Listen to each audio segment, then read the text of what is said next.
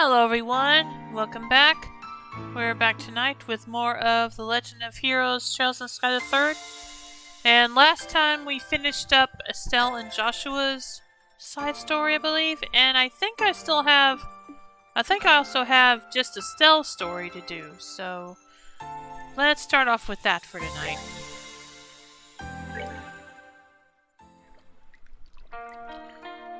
Let's see.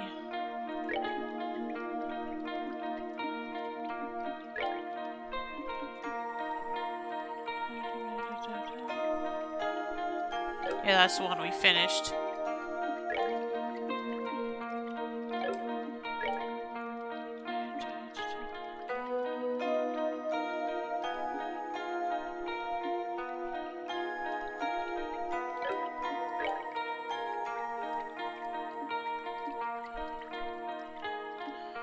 Bring to me the girl who loves the fish, only then shall the door open. Yep, that's where we need to go.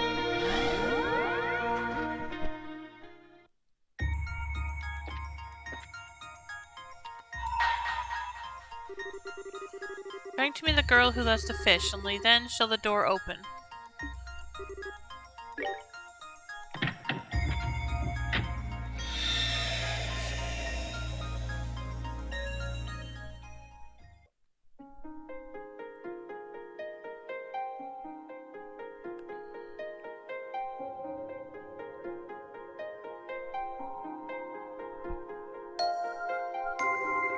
I shall grant to you a memory fragment and my blessing.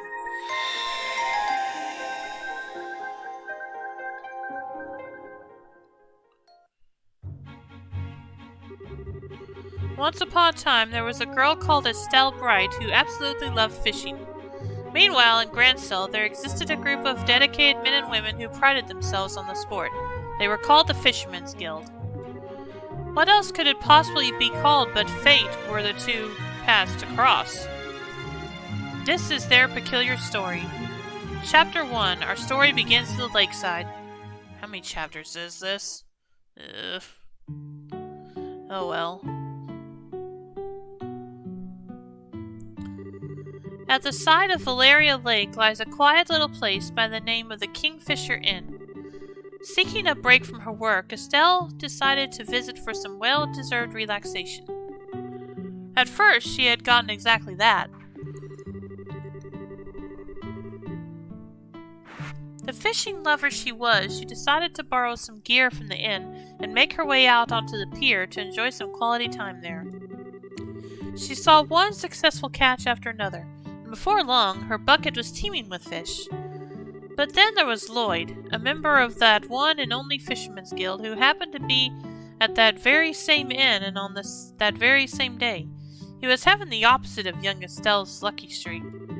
The moment he had arrived, he had set off in a boat to begin fishing.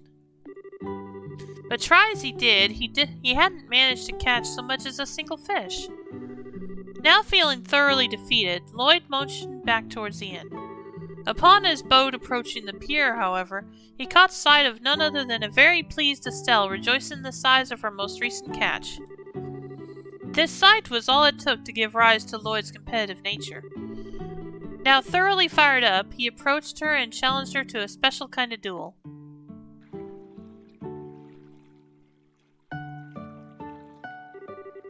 And that's why I want to challenge you to a 5-round angler's duel. What now? A 5-round angler's duel. It's a special kind of competition we fishermen take part in where they stake their pride and honor on the outcome. Once a member of the Fishermen's Guild mentions those words, there can be no turning back. The duel must take place.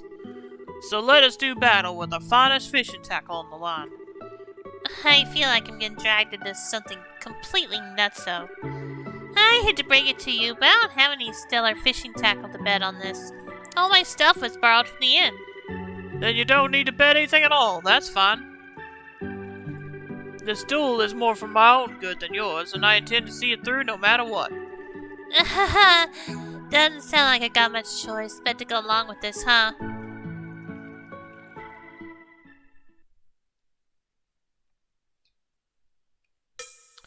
Okay. Oh, okay, these are cute images. These are cute pictures. Let's read the rules. Estelle and Lloyd will face off in a 5-round duel of the century. Both will take turns at fishing, and whoever has the most points at the end of the 5 rounds will be declared the winner. When it is Estelle's turn, you will be prompted to choose a rod and a bait to use. Certain baits can only be used with certain rods. After choosing, the game begins. When the exclamation mark appears, quickly press confirm to catch the fish. Certain fish can only be caught with certain baits, and in addition, some fish can be used as bait to catch other fish. Different varieties of fish are worth different amounts of points, making trying to catch more valuable ones the key to success. More valuable ones are also more likely to escape, but don't let that deter you. Alright. Now, which rod should I use? Average rod and tackle have used in a variety of locations. Lightweight tackle made for delicate fishing work, the best setup for fishing up to smaller and medium-sized fish. Heavy tackle created exclusively to catch big fish, a masterpiece of design in the pursuit of giant fishy foes. Alright, let's use this one, I guess. What about bait? Oh.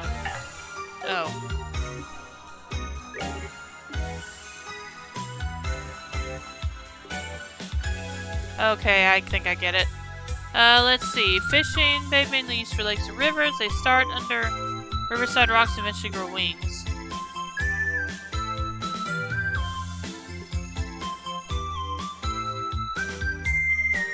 Alright, let's try this, I guess. Here goes!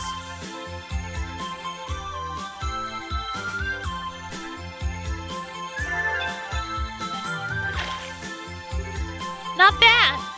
Caught rainbow trout, 36 regain length. Wonder how my opponent's doing. Oh, not bad, but I can do better. Ha!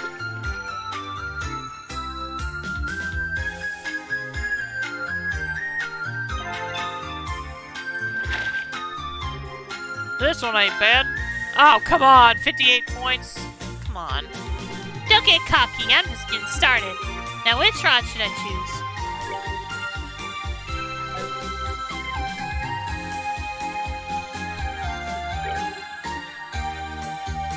I guess I'll see what this gets me.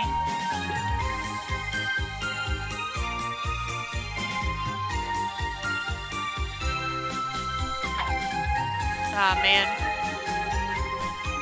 Ah, dang it. That's not fair. Oh well.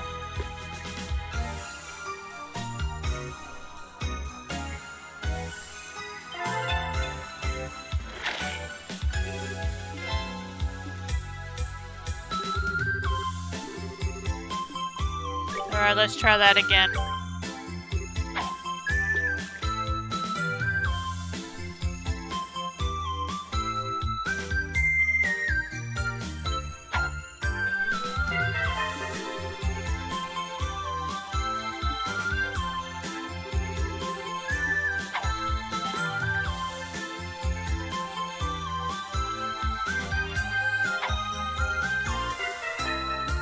Well, okay. At least...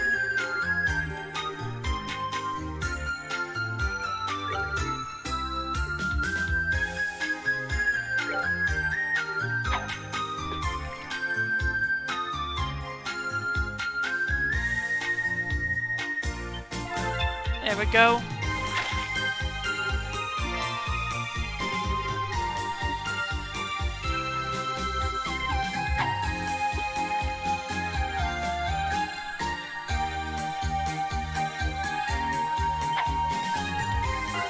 Yep, okay.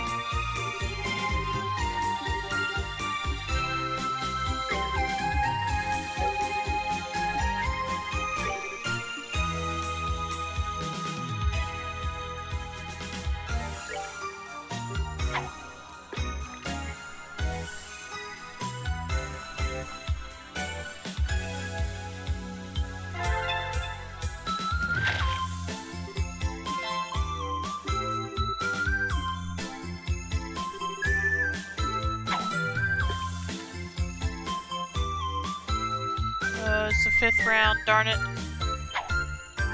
Oh my gosh, I won? Are you kidding me? Woohoo! I won! So I lost.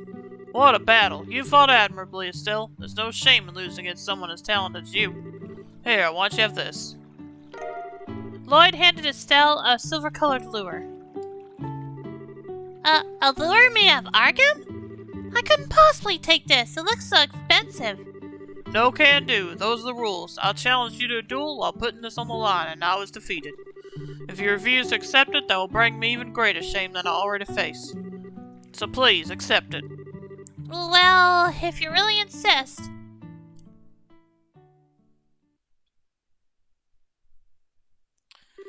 Arrives, hugs Luna, takes nap. Alright, have a nice nap, Dragoon. Thanks for the lurk. Thus, Estelle accepted the silver lure from Lloyd. And though feeling bliss thanks to her victory, she was also blissfully unaware of what fate had in store for her. Received fishing set. Received 5,000 Mira. Continue chapter 2? Yeah, but just a sec.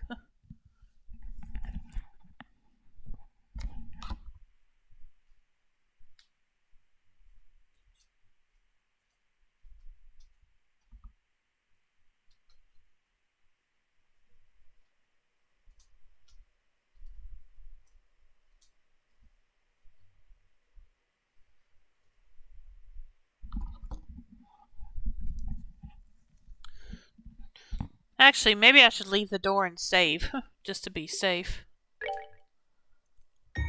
Hopefully it won't make me start over, if I do that.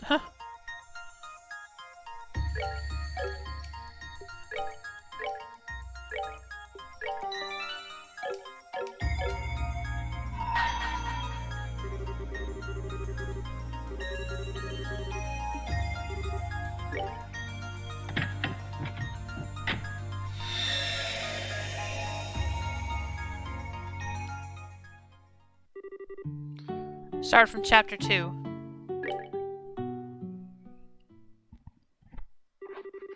Chapter 2, in the capital.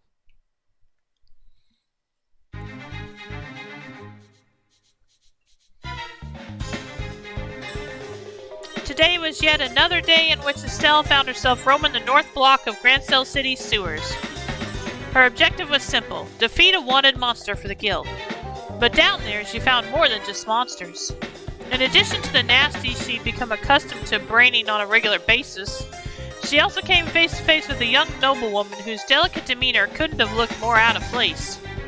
Estelle certainly hadn't expected this. Well, what are you doing down here? She asked. The woman tittered and responded as if the answer were the most obvious thing in the world.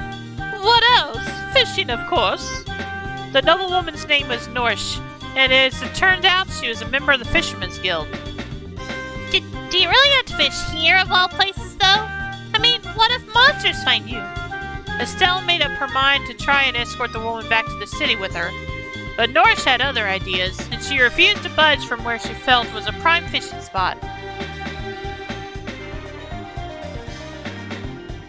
The two were soon locked in a battle of pure stubbornness. Neither would simply back down gracefully, as it wasn't in their natures. It was in the middle of a heated argument when the silver lure Estelle kept on her person fell from her pocket.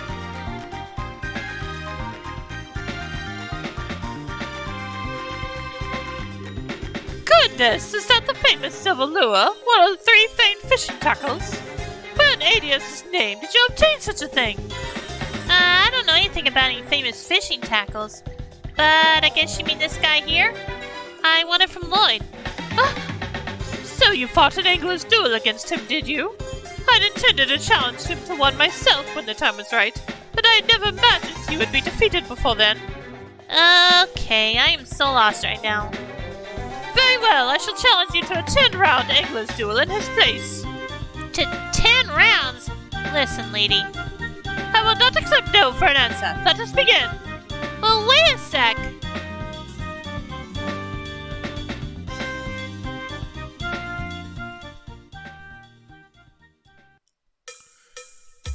Alright, let's do it. Got 10 rounds this time. Now, which rod should I use?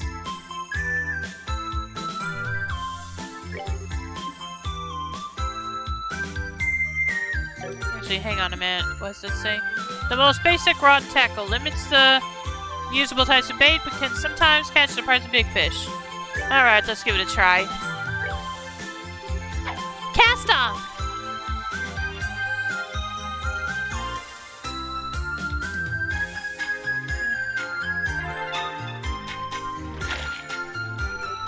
Easy peasy. I wonder how my opponent's doing. Oh my, how impressive. I see I can't afford to let my guard down against you. Come to me.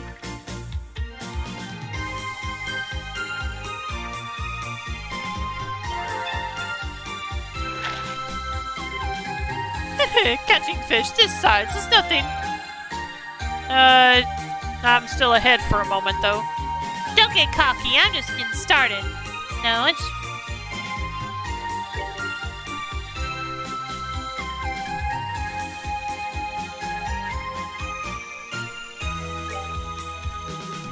Here goes.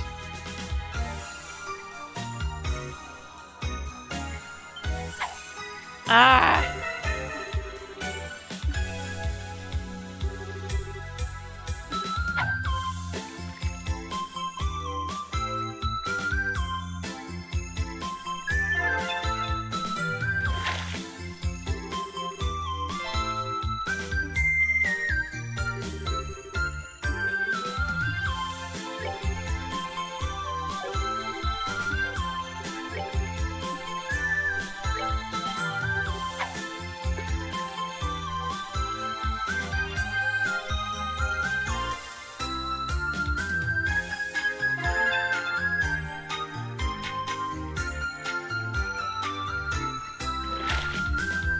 What was that?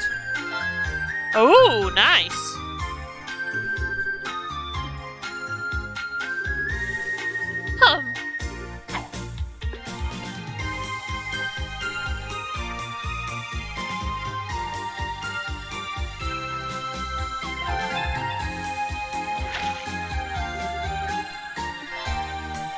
Okay.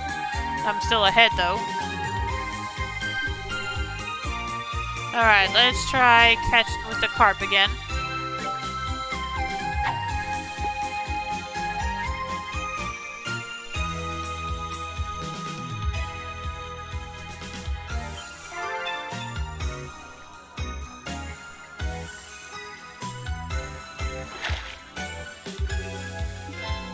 Woo, boy! Ha ha ha!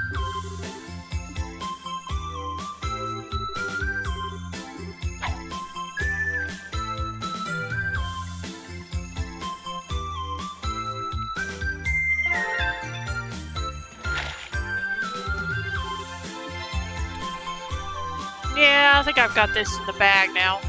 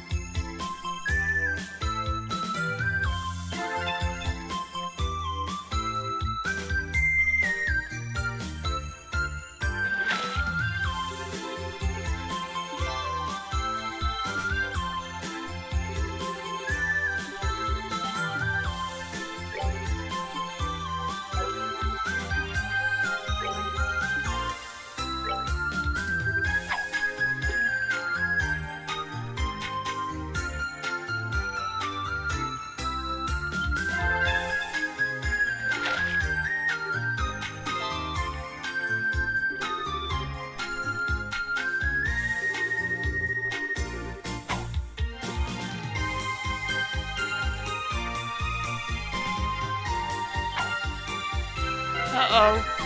This can't be happening. Alright, I got to make the most of this opportunity.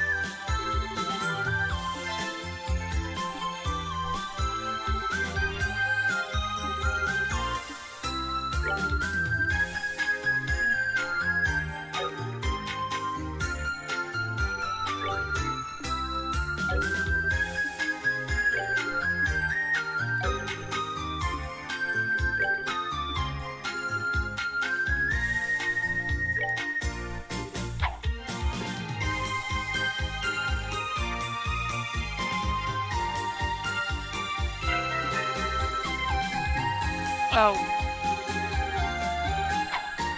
What happened there?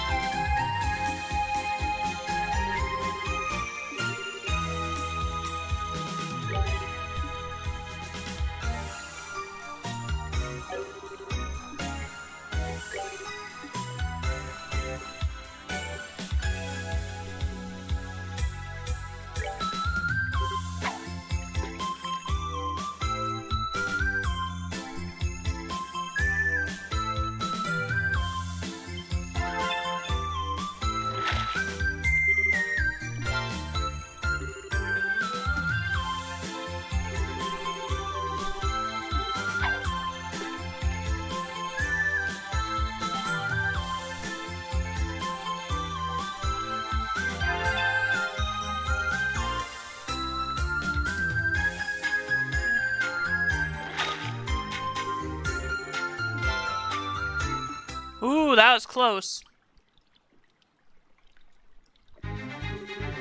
How could this have happened? How could I, of all people, be defeated? Well, you satisfied now? If you are, it's time you came with me back to the city. Trust me, it's not safe down here. You were truly more worried about me than winning the duel, weren't you?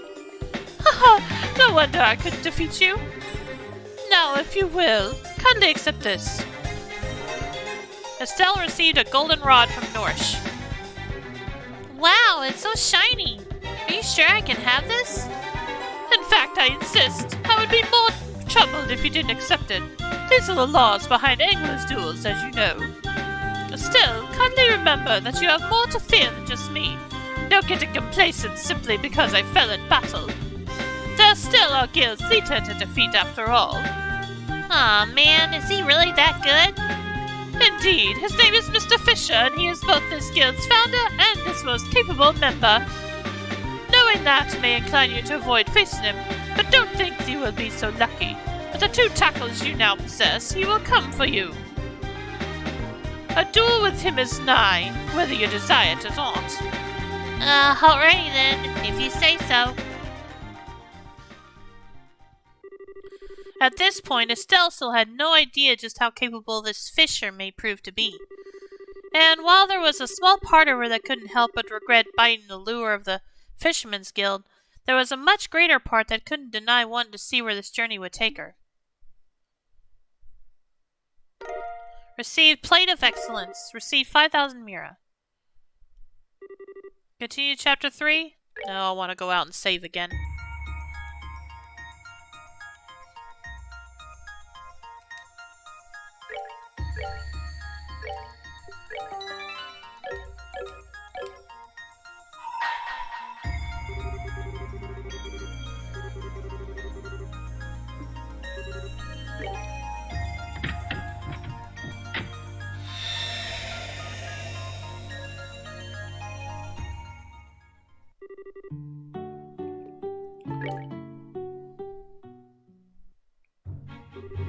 Final chapter, Battle at Azalea Bay.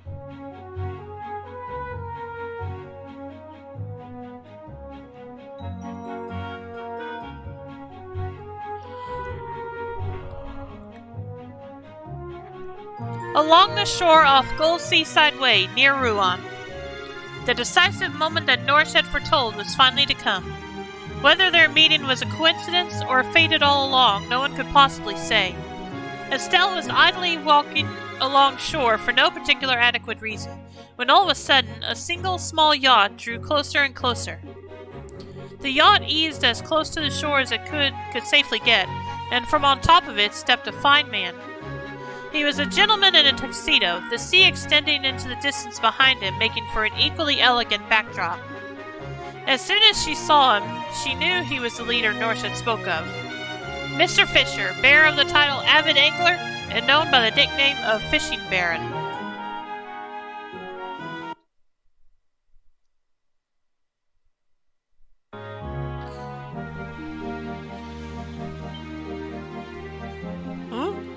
That lure! That rod!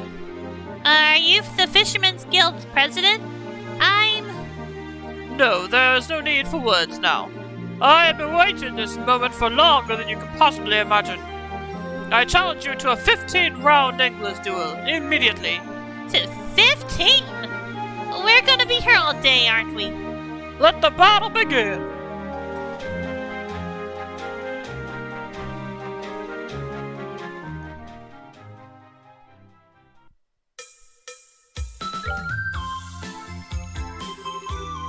Now, which rod should I use? The standard tackle for saltwater fishing, a must-have for aspiring fishermen and women. Alright, let's give it a go.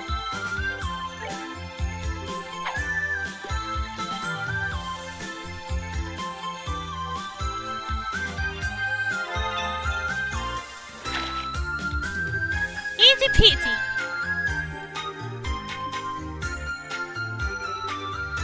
I see my foe is quite capable. Ha!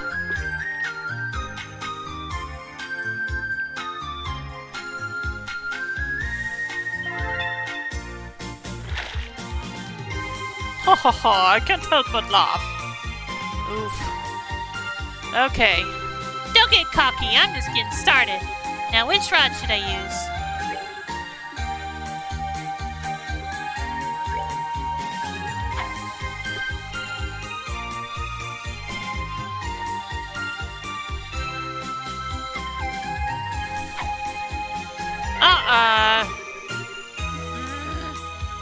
Now, I pulled that as soon as the thing came up.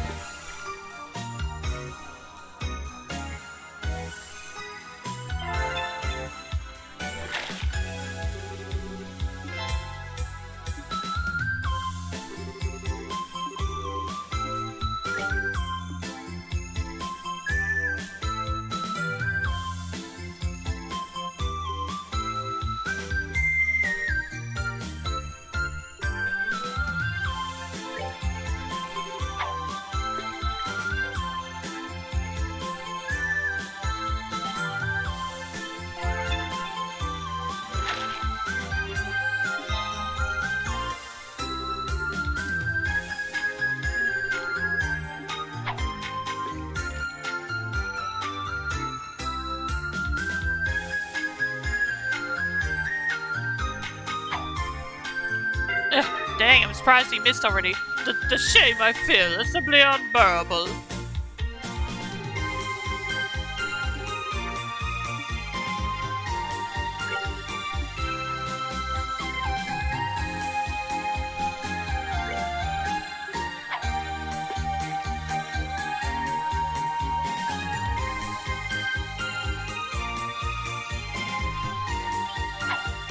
Ah! Oh, maybe my nerves are getting the better of me.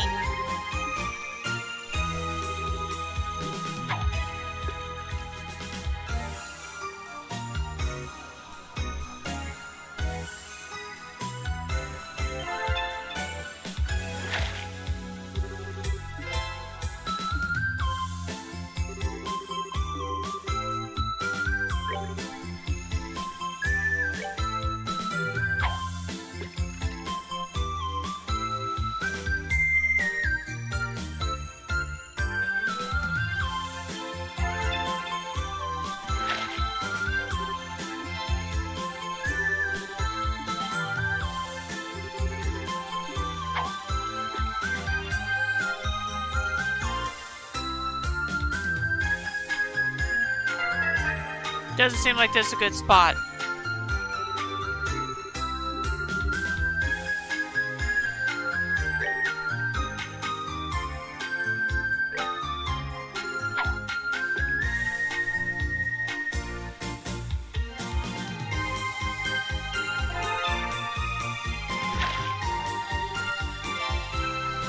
There we go.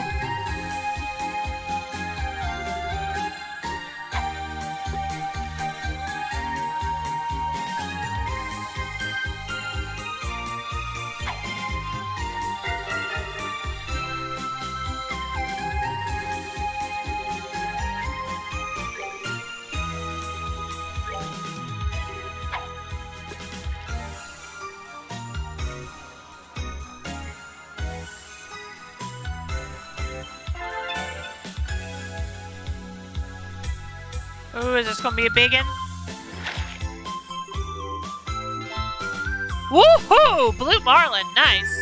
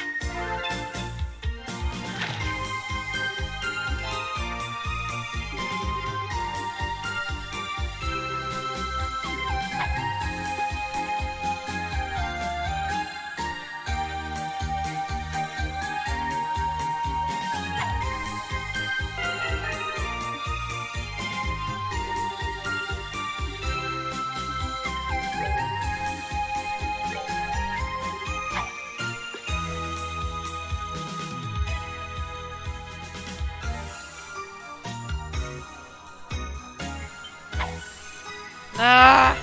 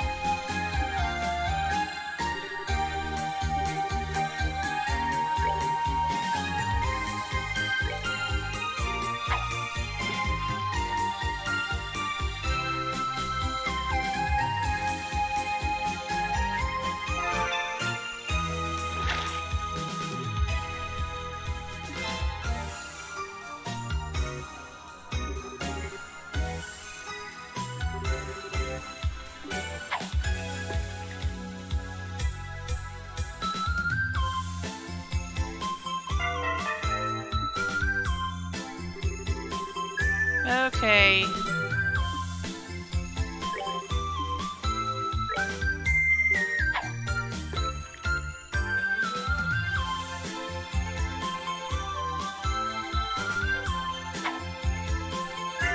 Oh, come on!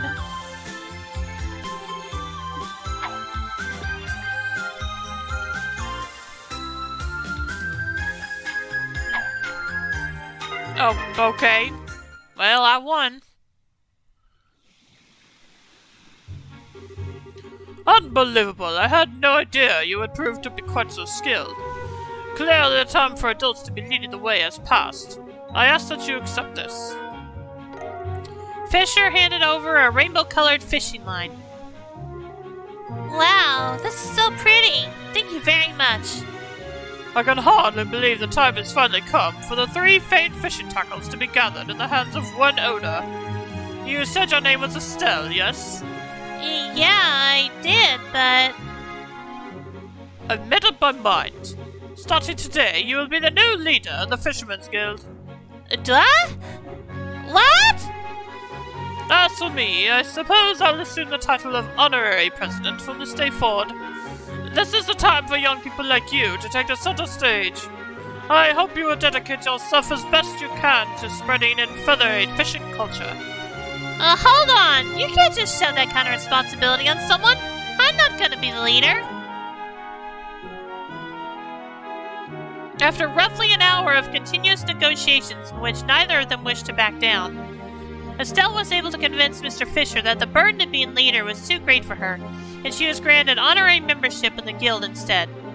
But while Estelle's duels were over, news of what had happened spread like wildfire among fishermen, spawning legends that would persist much longer. Henceforth, whenever they spoke of Estelle, they spoke of her with a new nickname. A fitting nickname for one who had triumphed in such challenging angler's duels. Estelle the Supreme Fisher. Side story, legendary angler Estelle finished. Well, that didn't take long. Received Fisherman's Emblem. Received 5,000 Mira. Fisherman's Emblem, what does that do?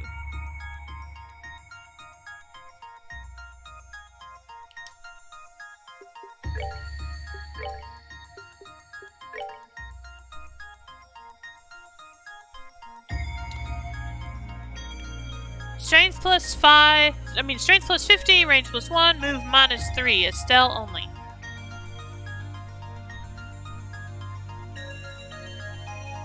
Well, why not?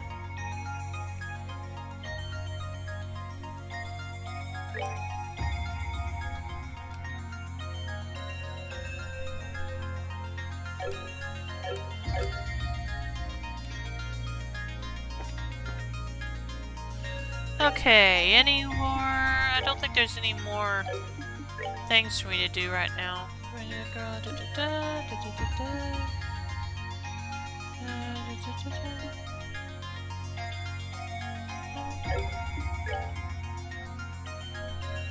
Did that one. Did that one. I think I did that one anyway. Bring to me the boy. Did that one. Did that one. Did that one. Well, didn't do that one, but I need to level up on a Lacemore. And haven't done that one yet. So, but yeah, I think I'm pretty much caught up for now.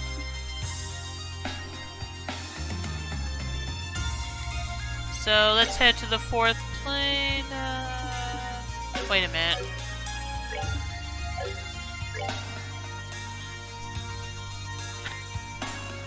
Estelle also offered to act as my support, and I accepted her offer. Well, that doesn't tell me where I need to go.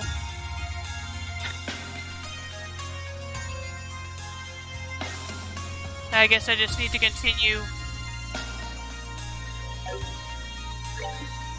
Okay, I probably need to go to the 4th plane and continue on.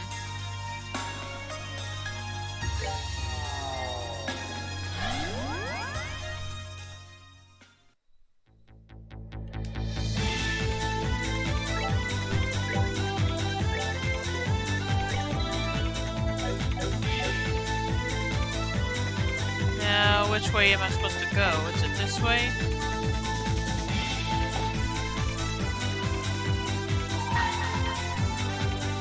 Food is the basis of all. Man can only tread the right path with food in his stomach. Only when you have committed 20 kinds of food to memory shall this door open. Okay. So that wasn't where I was supposed to go.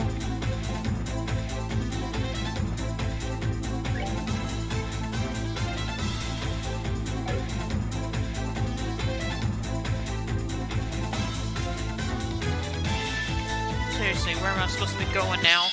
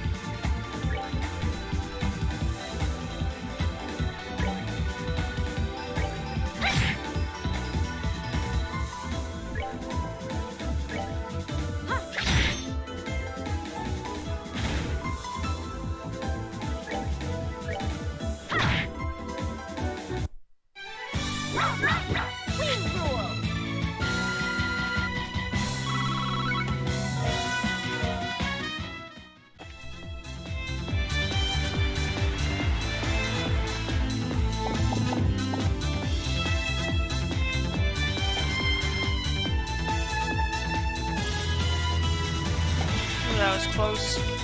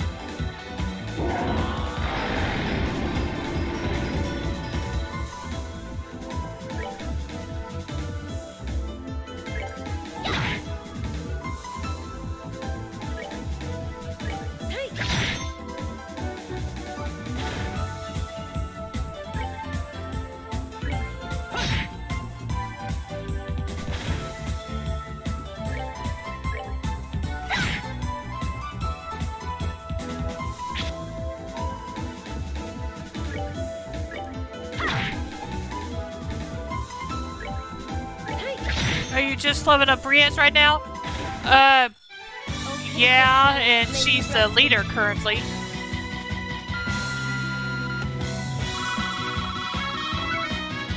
Well, actually, I'm trying to find my way to the 5th base. I don't know how the heck to get there.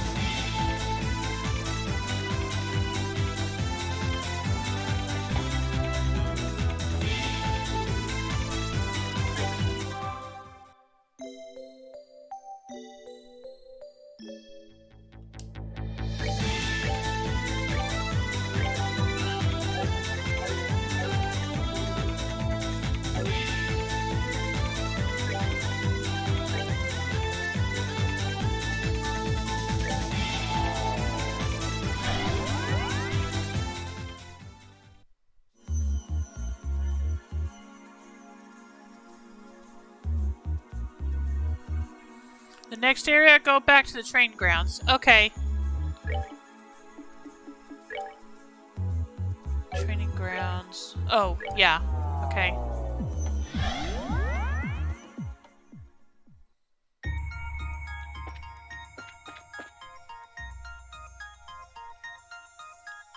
Oh, okay.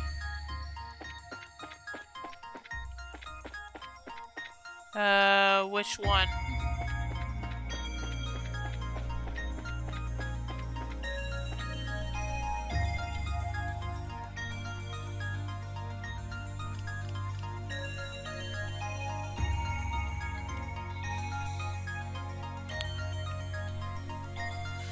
The further one?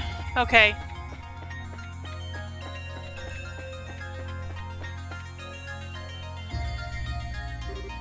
Whoa! I thought I was ready after you guys told me what happened, but seeing the place you once trained at like this is weird. So this warp thingy here is gonna take us to the next plane? That's right. The next should be the 5th. Presumably the 5th of the more advanced game boards the Lord of Phantasma mentioned. Oh, presumably the 1st. We're gonna be in for a really tough ride, aren't we? But hey, we come through plenty of those just fine. We can knock this one out too. I certainly hope so. Something wrong? No, but I do have a question. Why did you specifically put your name forward to accompany me? Huh? Is it really that big a deal? I can't think of any specific reason you could have to offer to support me. And yet, when making your request, your eyes were filled with determination and resolve, so it wasn't something you did on a whim. You don't mind my inquiry, do you?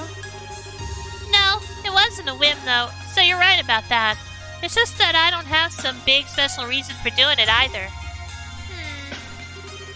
I guess I just wanted to give something back. What do you mean? Well, like, Kevin did a lot for me back there in all that trouble in Liberl. He bailed me out of trouble more times than I can count, and he helped Joshua deal with what was burdening him too. Now he's in trouble just like we were, so... It's this thing where I found myself wondering whether there was anything I could do to help. Coming and backing you up was the best way I could do that. Estelle. I'm not sure that I understand. I understand that you feel indebted to Kevin, but how does helping me go towards repaying that? Isn't that obvious? You're super important to him, aren't you? What? I'm not implying you're going out or anything. Just from all I've heard and seen since getting here, it seems like you basically view each other as family. I'm not wrong, right? No, you're right. Before all this started, we hadn't met for almost 5 years. The only reason we met again at all was because of work. I'm not sure there's any bond between the two of us at all anymore. Yeah, I'm not buying that one. What's so funny? The connections between people deepen over time to become bonds, and once such bonds have formed, they can never be broken. However far apart those people may be, no matter where life may take them, those bonds will always exist in some way. Not my words, by the way. They're just something some old guy I know said to me a while back, and I happen to agree with him. Kevin was happy to entrust everything to you without a second thought, right? You were talking like you knew what he was thinking earlier, too, about how he was going to tell us about his stigma. That's proof enough there's still a strong bond between you. I wish I could be so confident. Still, I can understand why you wanted to come with me now. I appreciate it too. Thank you, Estelle. You're very welcome. I do have one more question, though. It's something of a personal one, however. Like what? I'll answer it if I can. This is a good chance to get to know each other. Alright. Forgive me if this sounds blunt, but do people often tell you that you're too soft for your own good? What?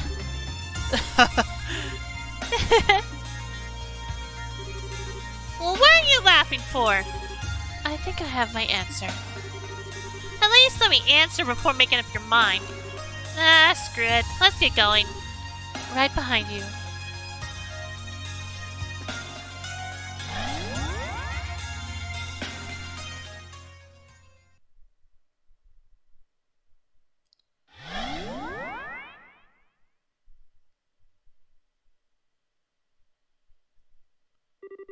Where are we now?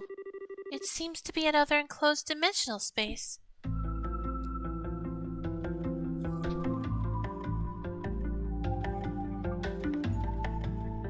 Luminous Labyrinth.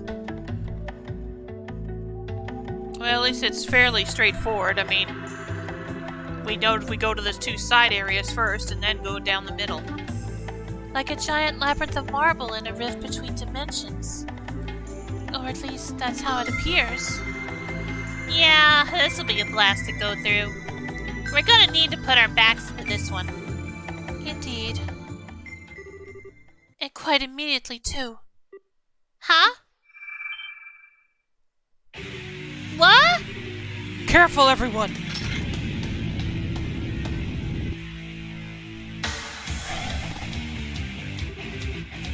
These are dream spiders.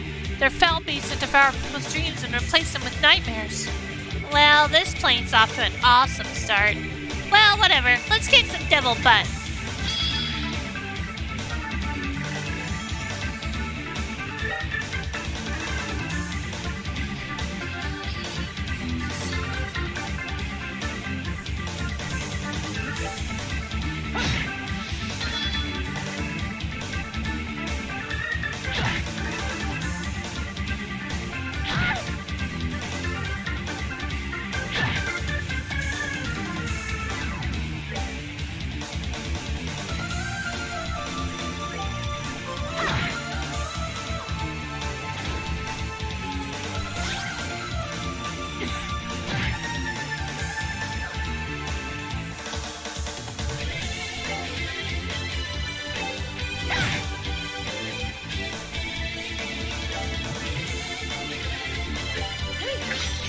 Oh, come on!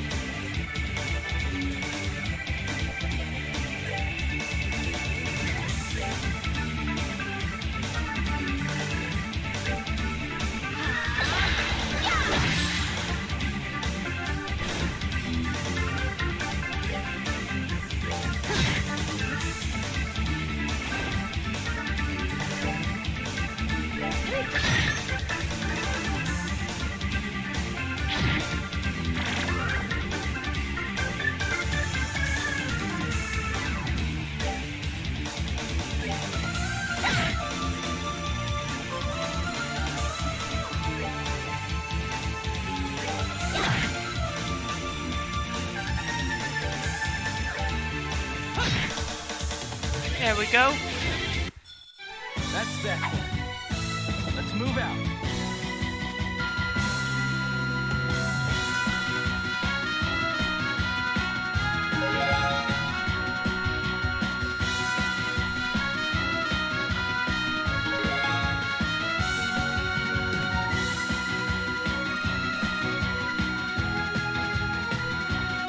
Well, that got her cut up a little bit.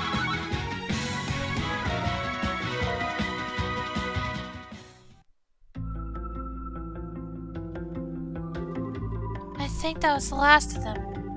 Phew, ambushed. So were those the kind of devils you were talking about back in the garden? More specifically, it's a subspecies of devils known as dream devils. They're said to specialize in attacking the mind, and I think we've confirmed that to be perfectly accurate. We're gonna need to put in more than our backs at this rate.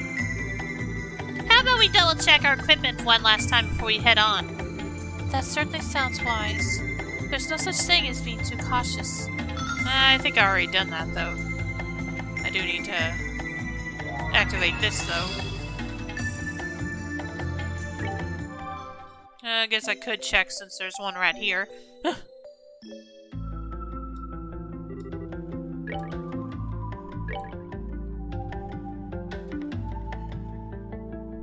Oh, well, never mind. I guess there is some new stuff here.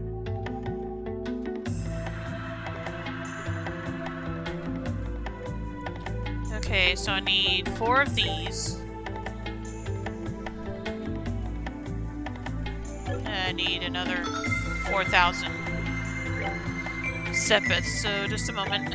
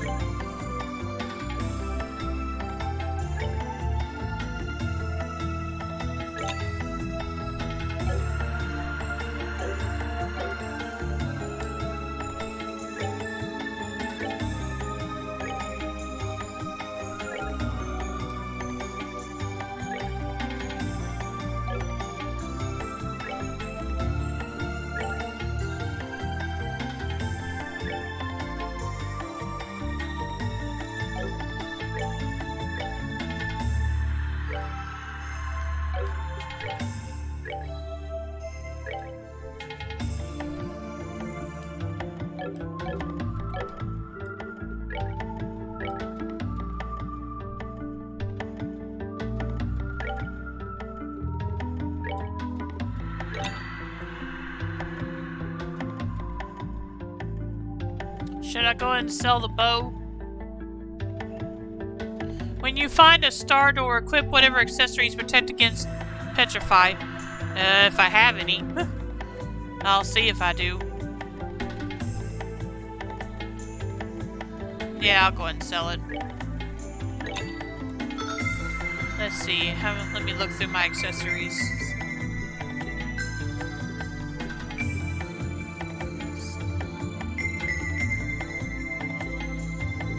Looks like I need to buy some. Maybe. Let me see what everyone's equipped with at the moment.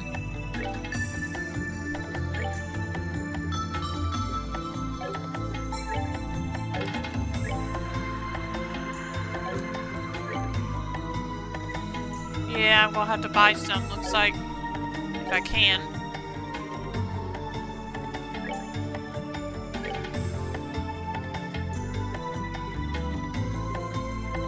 Okay, the Mirage Rings will do it, so I'll probably buy 4 of those. In fact, let's go and do that now.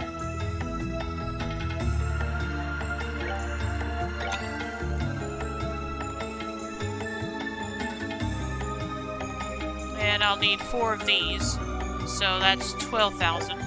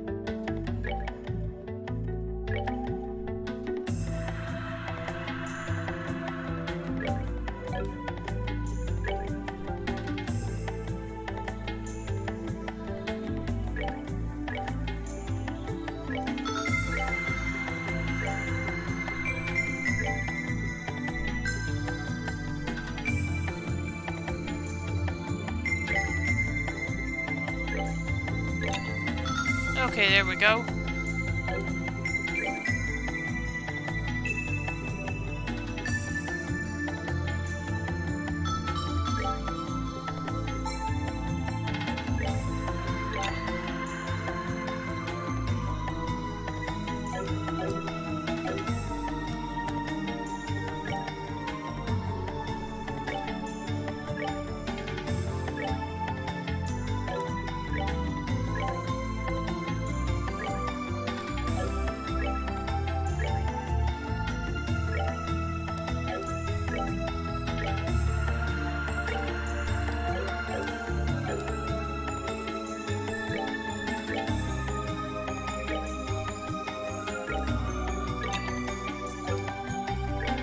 Okay, now let's see.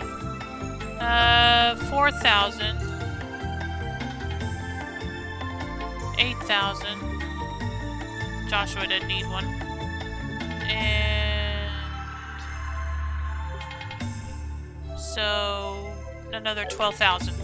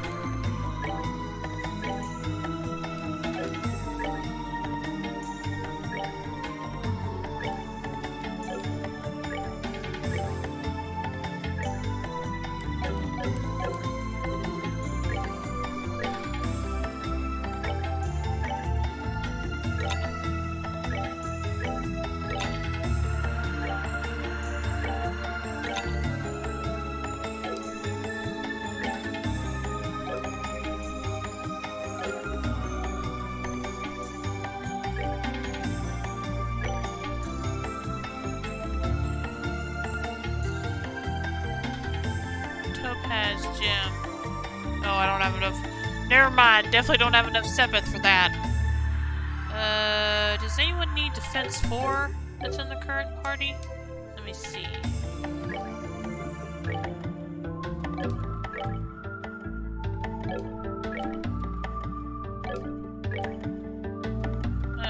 Nope.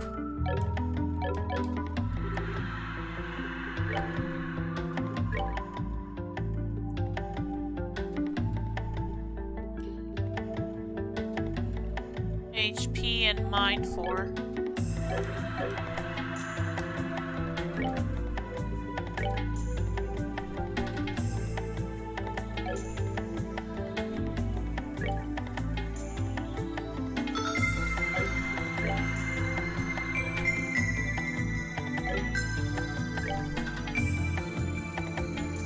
Okay, so I need 1 HP and 1 mind.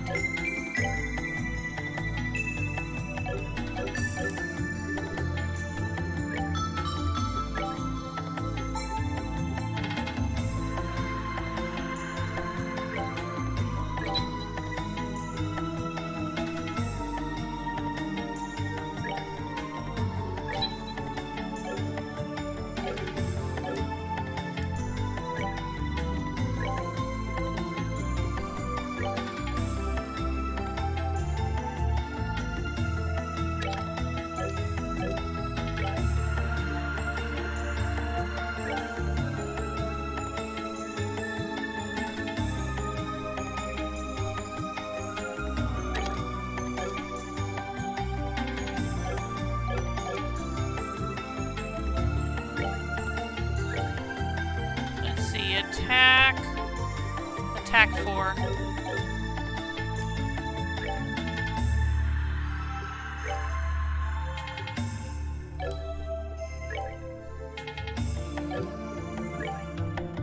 Nope, don't need attack 4.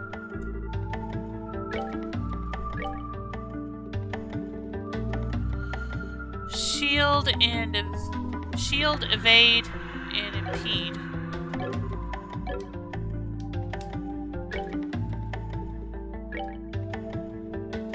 Okay, 1 impede. 1 evade.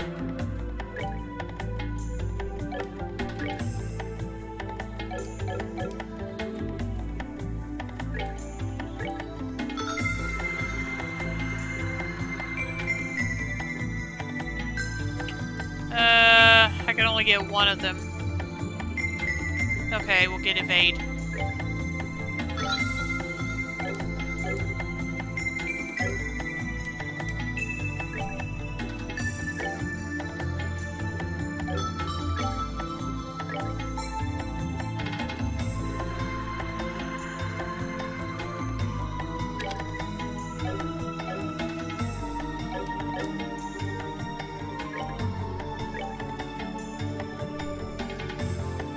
Action 4. Okay.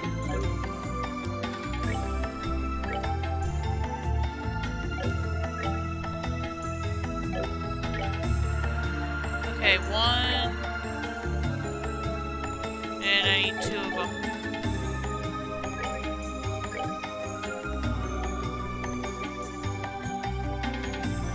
I can only get 1. I'll give that one to Joshua.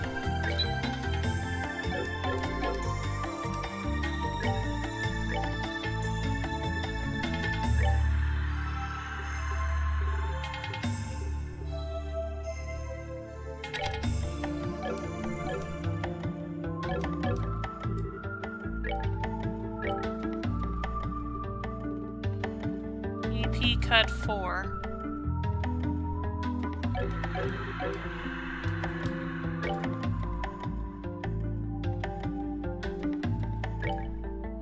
Yeah, 1, 2.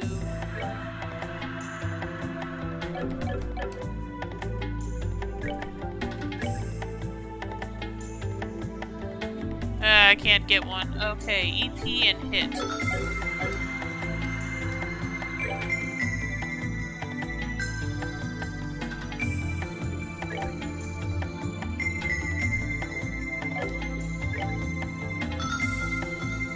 There's EP.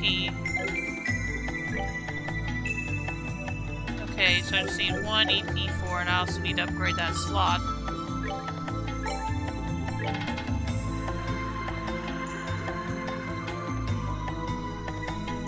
Can't upgrade. Okay, never mind then. I'm as caught up as I can get right now.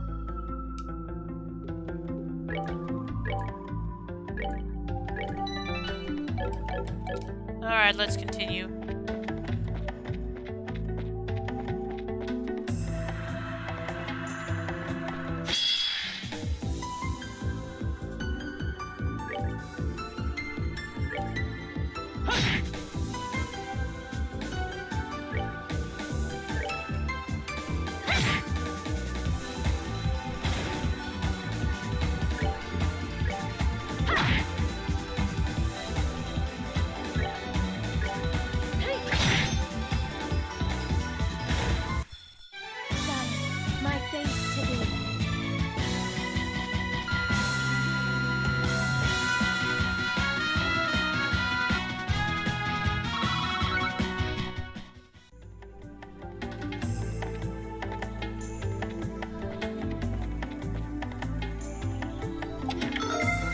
Feather Brooch Plus.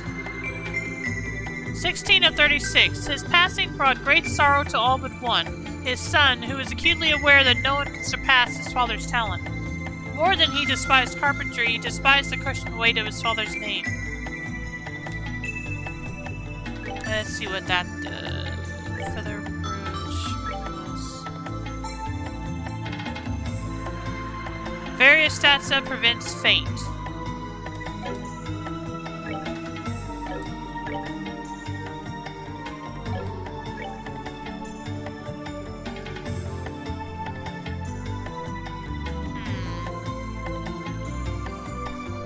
Hang on a minute, let me look at that.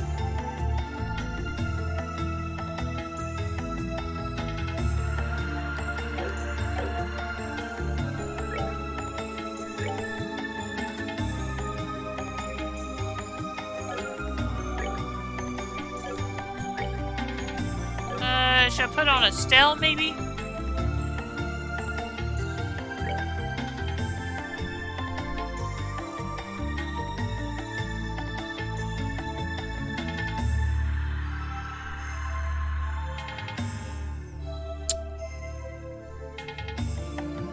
No. Actually, yeah. I'll put on her.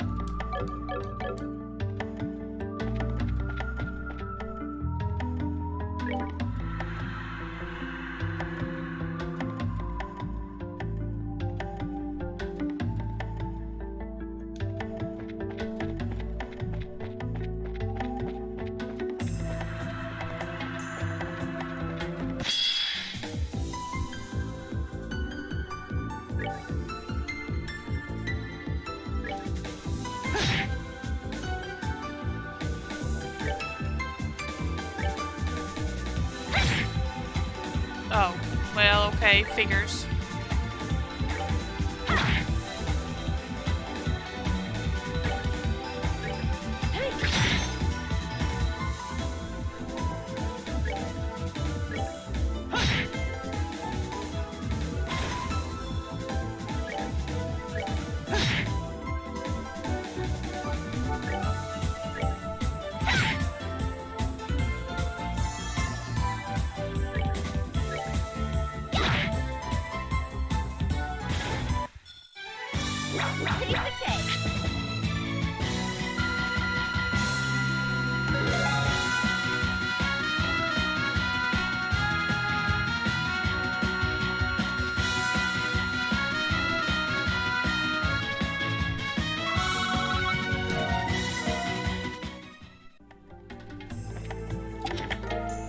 Found EP charge 2.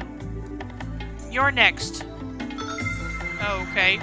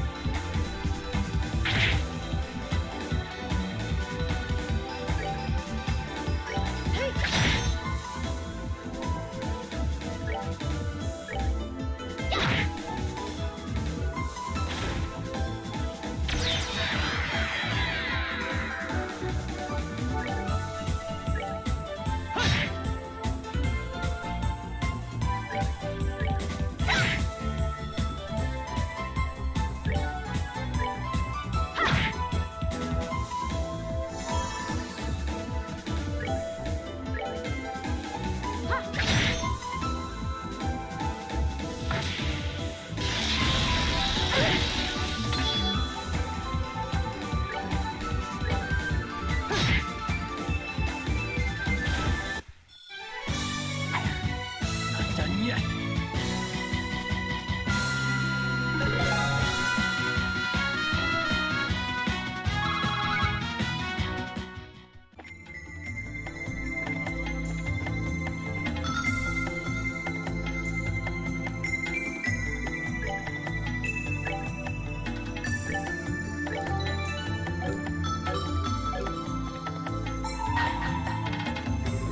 All may set foot within the store. To lay claim to its rewards, however, you must first overcome a trial.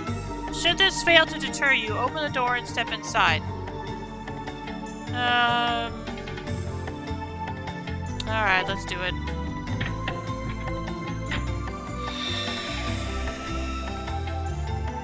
Oh wait, I need to reload my save, damn it. Hang on, I'm gonna restart the game.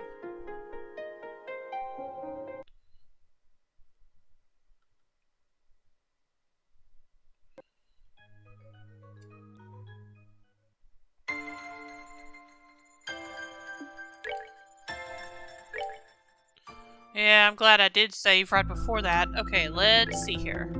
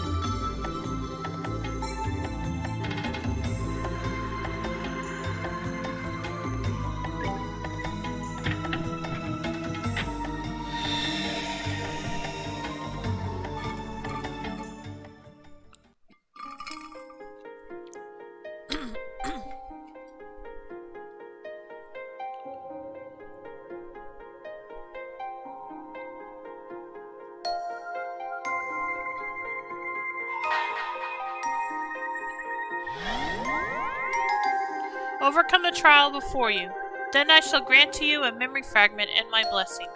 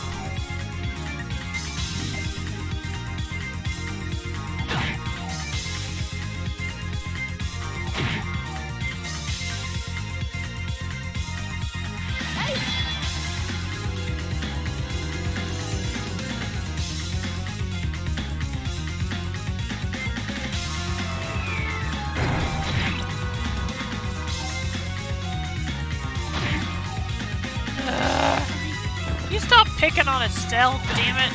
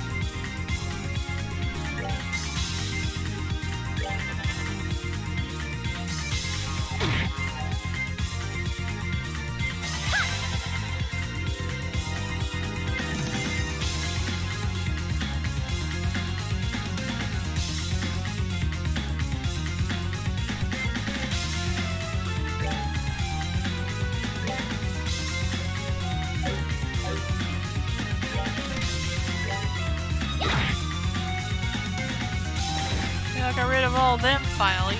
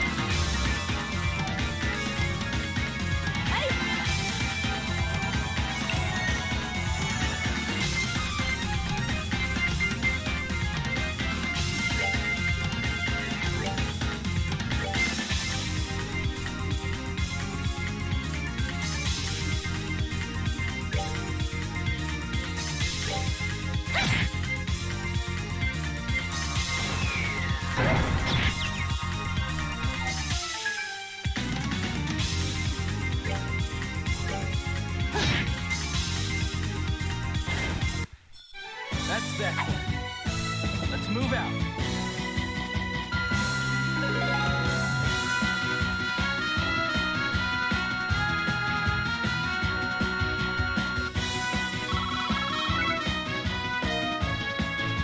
Two Tyrol bombs and one reflective robe. You have overcome the trial. Thus I shall grant to you a memory fragment and my blessing.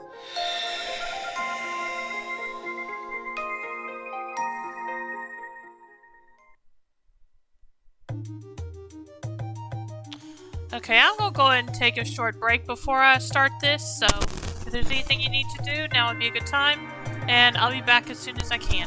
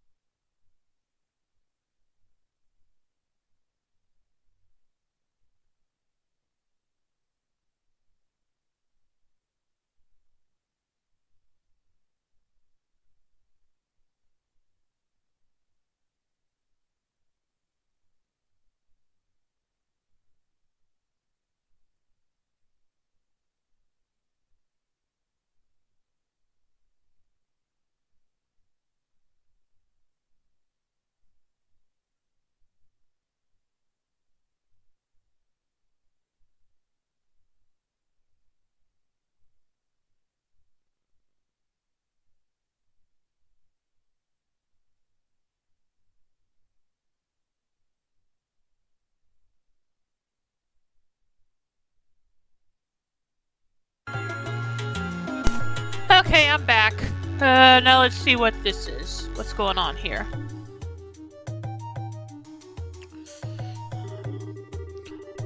Orbments are devices that use the orbital energy contained within septium to cause a variety of useful effects. It has only been a little over half a century since they were first invented. But even in such a short time, they have already revolutionized the world as we know it. From daily necessities such as lighting and heating to tanks and other similar weapons used to defend our nations, orbments are used in just about every facet of our lives. In fact, it's now hard to imagine life without them. So much of what we take for granted in life now involves them in some way. And it is to proliferate and advance the development of these orbments that we exist. We, the Epstein Foundation.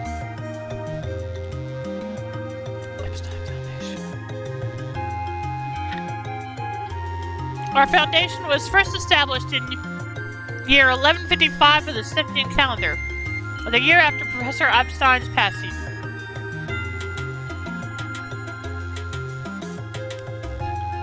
And was created by his brilliant-minded disciples in order to honor his wishes. The foundation is based in his home state of Lemon, where it remains in operation to this day. It was rather limited in size in the beginning, and its attempts to spread orbital technology was initially met with little success. Sensing that the professor's dream would never be realized at the rate they were going, 3 key researchers left Lemon to try and spread the seeds of orbital technology across the continent themselves. One of these was Professor G. Schmidt. The professor, who had gained a fine reputation of his own for his skill in the field of mechanical engineering, went around and visited corporations in various nations to persuade them of the benefits of orbments.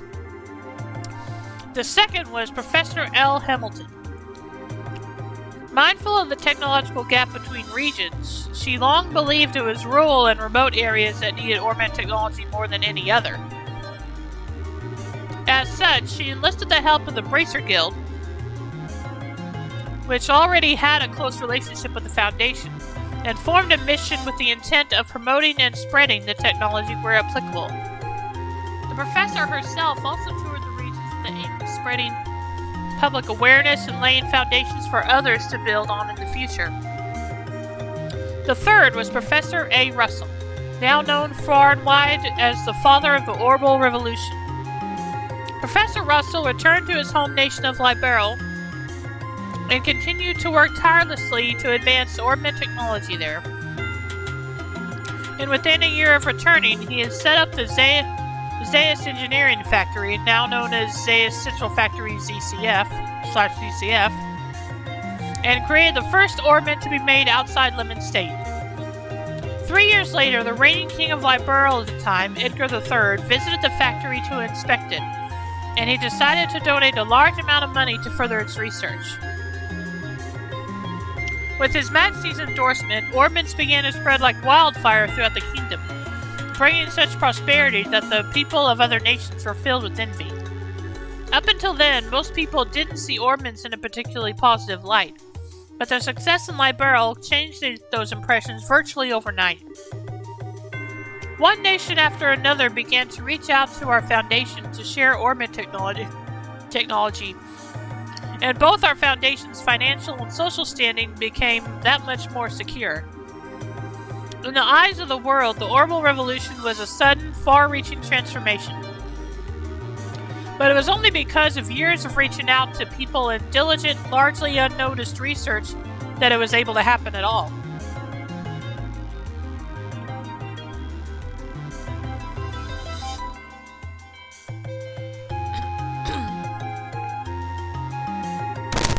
The Foundation's activities center around the following 3 guiding principles.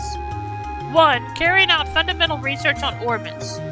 2. Spreading orbital technology and informing the public of its benefits. 3. Contributing to world peace through technology. Now then, let's discuss each of these 3 guiding principles in more depth. Oh gosh. How long is this? 1. Carrying out fundamental research on orbits. The Foundation's most important mission is, naturally, the improvement and development of orbital technology. The fundamental principles behind how orbits work need no improvement as such, but their architectures, their internal structures, have been improved upon countless times in the past, and will surely continue to be perfected by the curious mind as the years go on. Orbit's architecture concerns the... Sorry about that. Orbit's architecture concerns the mechanical parts inside them, such as the cogs and screws, and there is still plenty of room for change as this new technology develops. These improvements can reap great rewards, but the research necessary to make them is known to be as lengthy as it is expensive. As a result, companies who prioritize profit over all else are less inclined to pursue them. That makes our Foundation's research all the more important from a social perspective. 2. Spreading orbital technology and informing the public of its benefits. 2 other important goals of the Foundation are to spread orbital technology as widely as possible and to educate the public on the correct way to use it. While orbits have become part of the daily lives of most who live in advanced nations and populated urban areas, the reality in remote and mountainous regions is very different. To counter this, we have long worked to send missions of engineers and bracers to these regions to try and better the standard of living for these people, and will continue to do so. We also continue to work on other ways to spread awareness of orbital technology, such as working closely with the Septian Church to have it added to the curriculum of Sunday schools classes. That's interesting. Not the first place I would have thought to teach about something like that, but whatever works. 3. Contributing to world peace through technology. It is to pursue this noble yet extremely difficult goal that the Foundation has had a close relationship with the Bracer Guild ever since its initial founding. The Guild was established as an international peacekeeping organization and can mediate on conflicts between nations from a neutral point of view, making it essential to the stability of our world as it stands.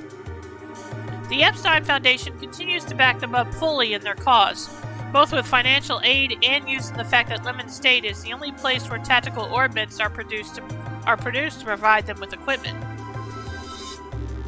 Just as well, this relationship also provides ideal feedback towards tweaking the quality of tactical orbits as they are used in combat too. Every machine and every invention goes through a long, grueling process behind the scenes before eventually reaching its finished, refined form, and tactical orbits are no exception.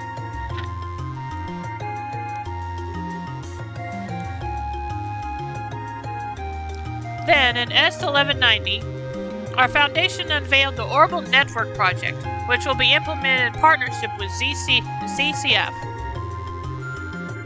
Said project aims to join all of Zemuria together with a single united communications network, but our hope is that it will do much more than that. Our hope is that it will help to realize a peaceful world through communication.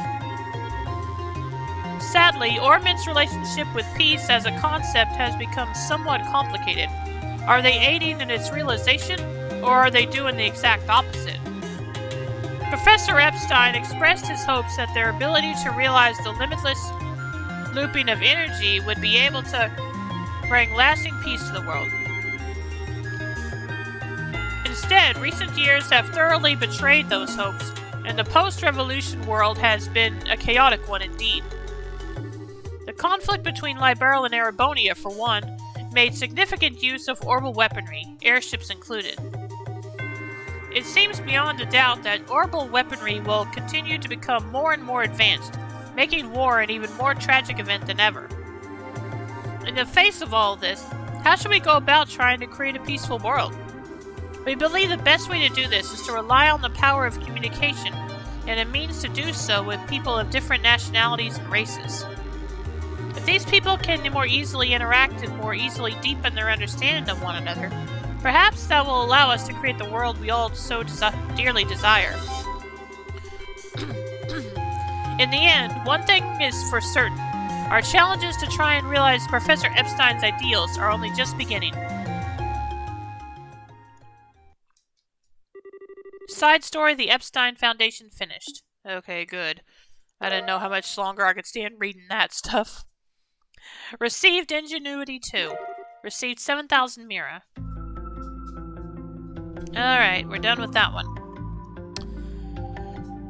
Let's go and save after all that.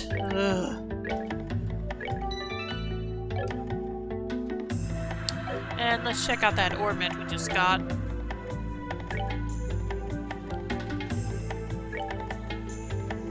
Ingenuity 2. Recovers a small amount of VP while walking and in battle. Ah.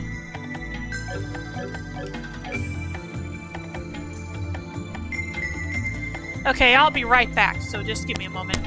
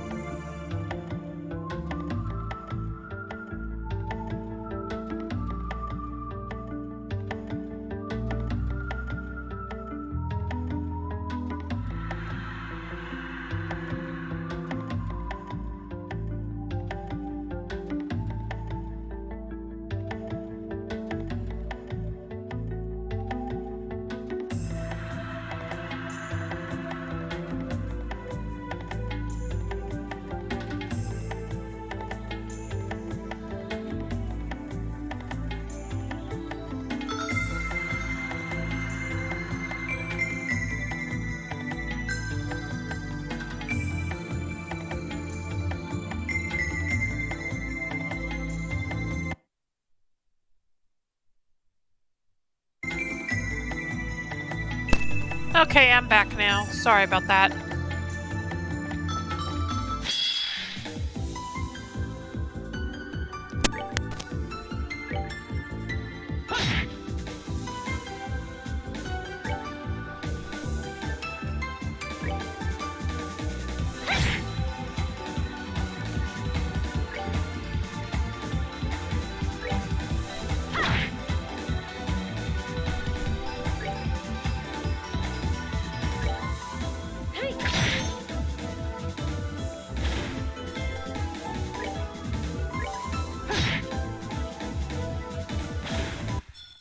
That's that. Let's move out.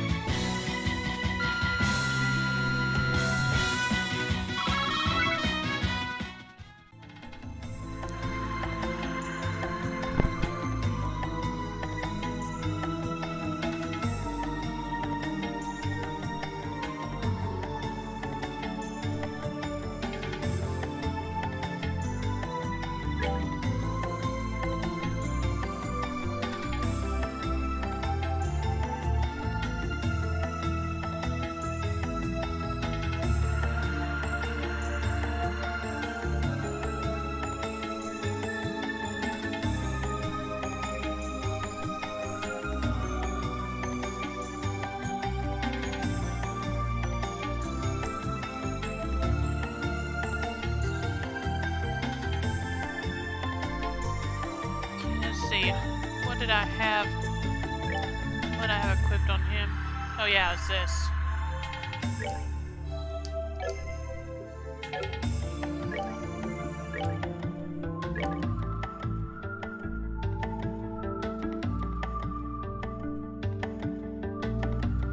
Was that what I had on her? Or was it something else?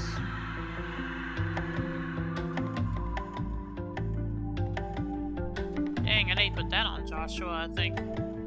Unless I had on... Who did I have that on?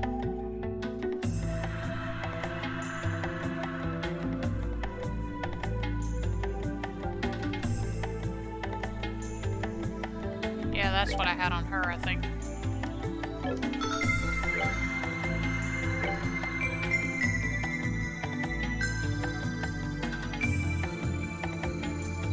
Oh yeah, I had this on her.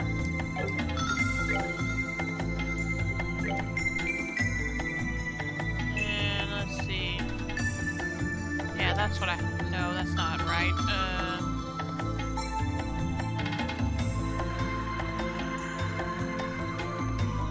Yeah, I think that's what I think I had this on her. Let's see.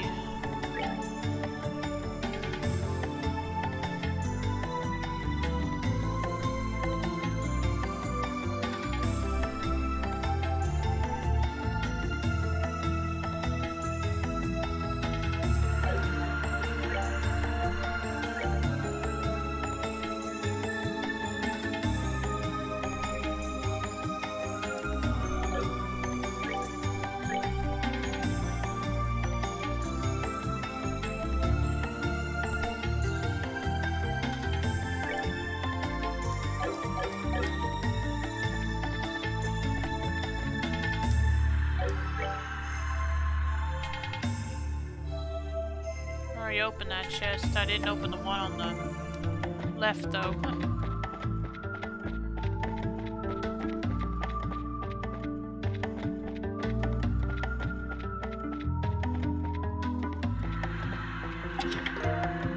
Found a lighter. Okay. Someone used to keep his magazine stash in here.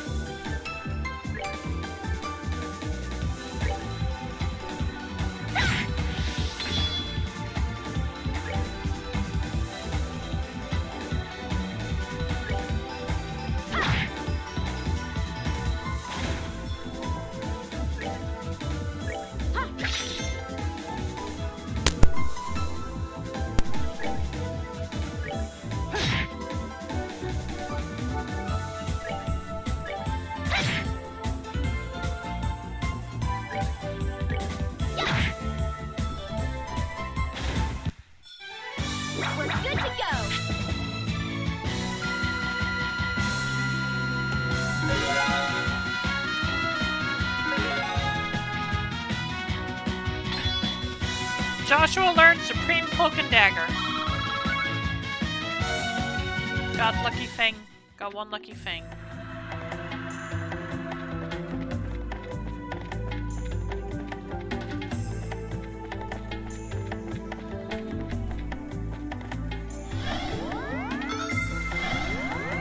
Okay, now where am I? Okay, need to go this way first.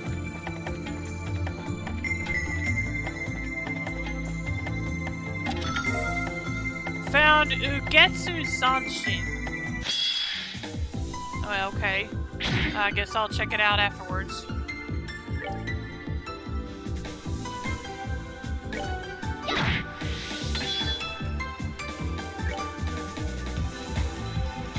Okay, I just saw the name of that thing.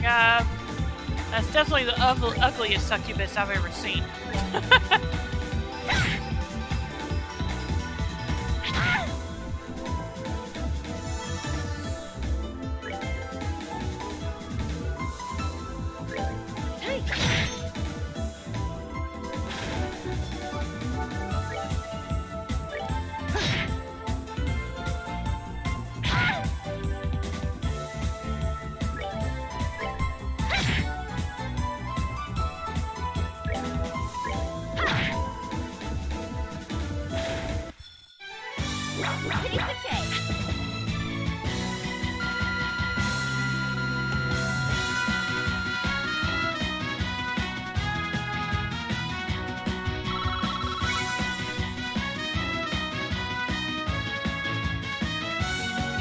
At least I'm building some of my Sepith back up.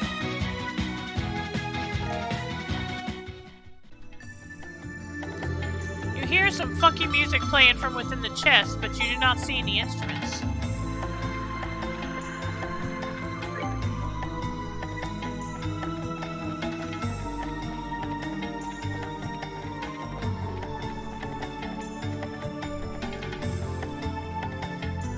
Oh gosh, not more of those things.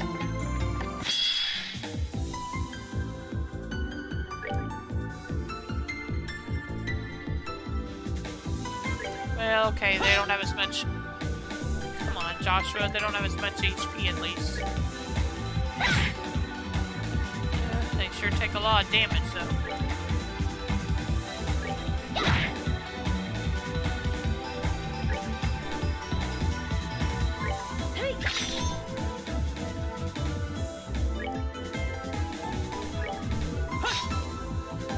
Oh, come on, you guys!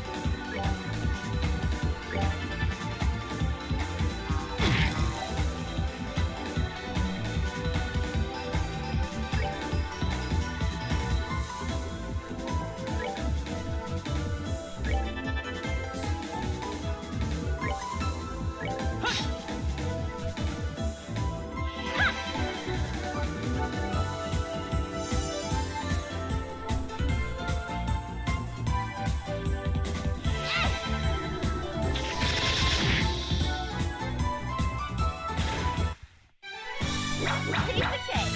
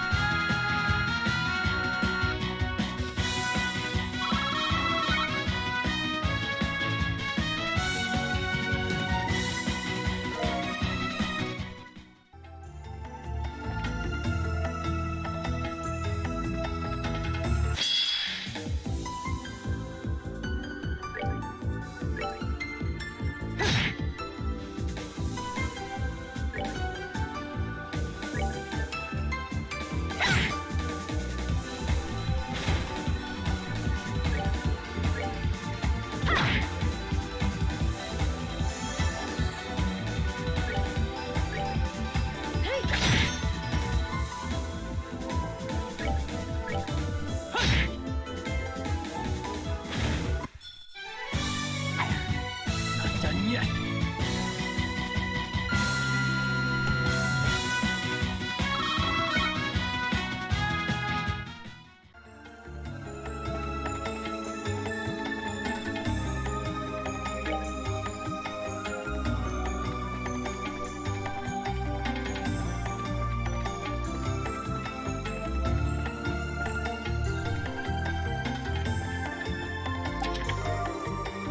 Got 200 of each stepeth. Nice.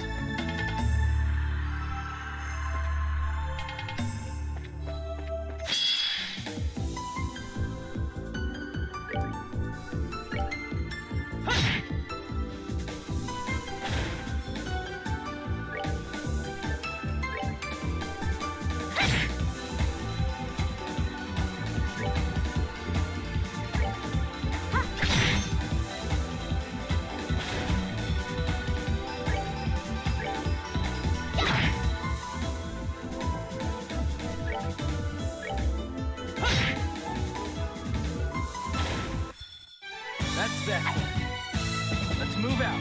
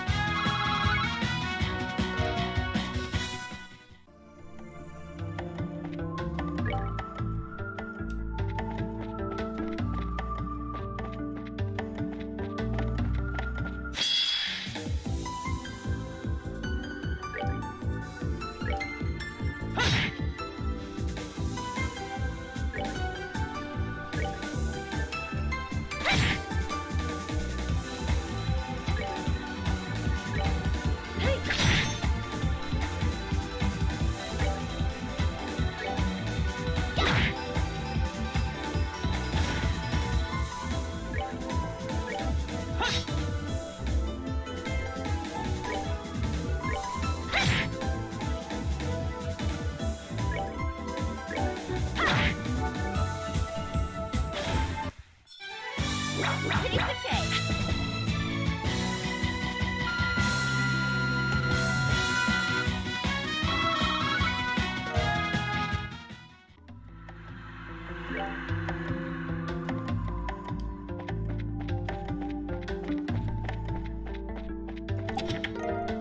Phantom S. Okay, that's for... I think that's for Olivier.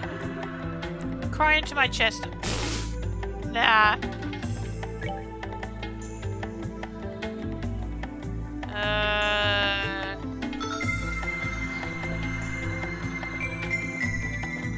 I guess I'll see where each one goes.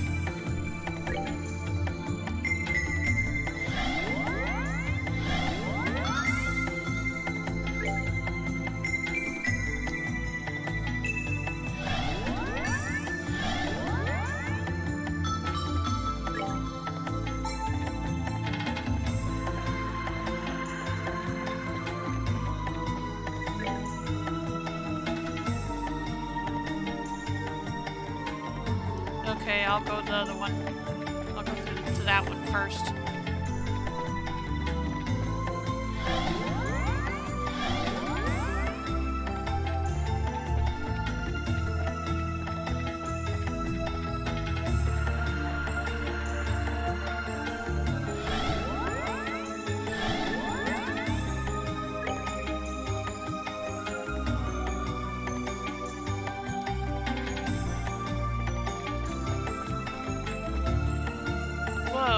big guy. How about you turn around? Thank you.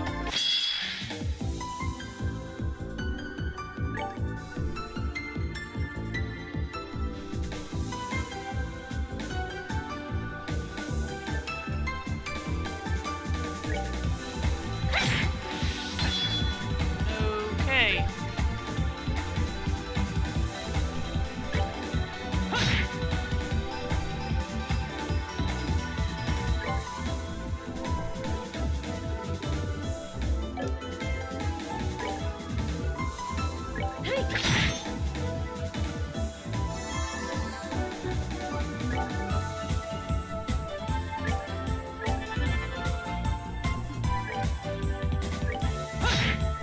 Yeah, I figured he would.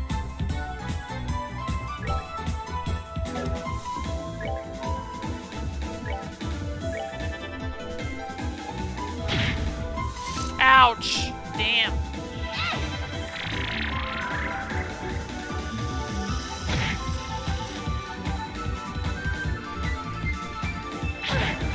Ah! Damn it.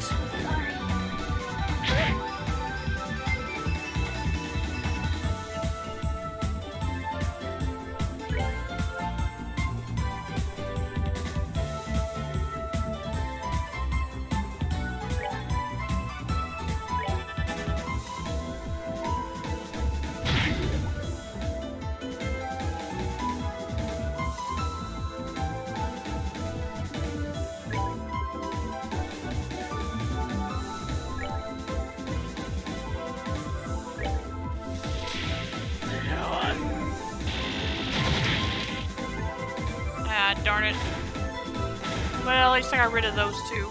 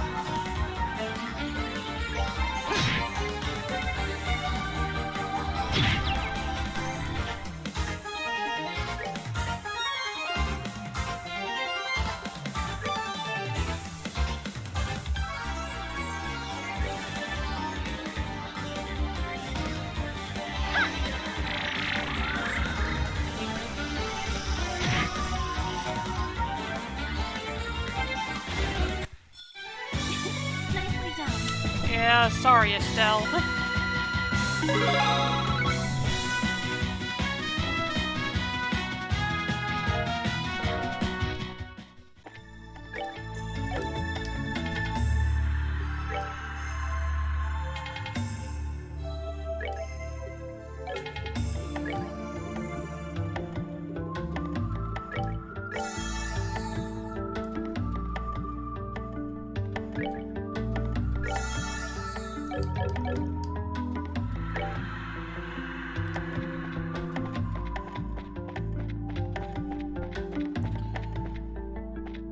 What's this? Wait, what?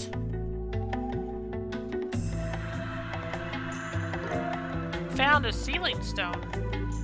Another stone? Wow, that thing sure is pretty. Is it some kind of septium? No, it's what's known as a sealing stone. You were inside one just like this when we found you. I was? Are we gonna find someone in this one too? Without a doubt. You wouldn't happen to have any inkling as to who it could be, would you? Let me think. It'd be nice if it was Dad, but I doubt we'd get that lucky. Haha, yeah. It is gonna be him, isn't it? It sounds as though there are a number of possibilities. And the fastest way to find out which one rings true is to take us back to the garden. Let's go.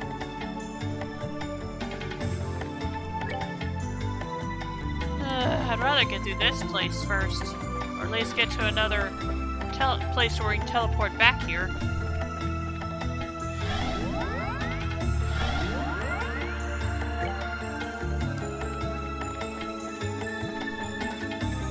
Actually, there is another place to teleport back here. I remember now. So yeah, we'll go check it out in a little bit.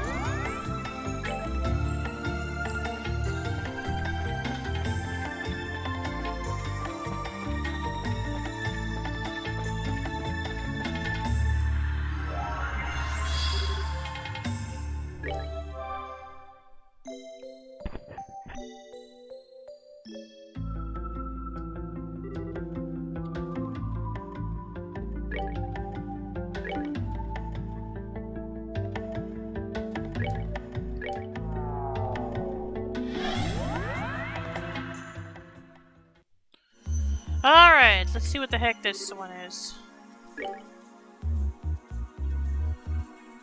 Or who, rather.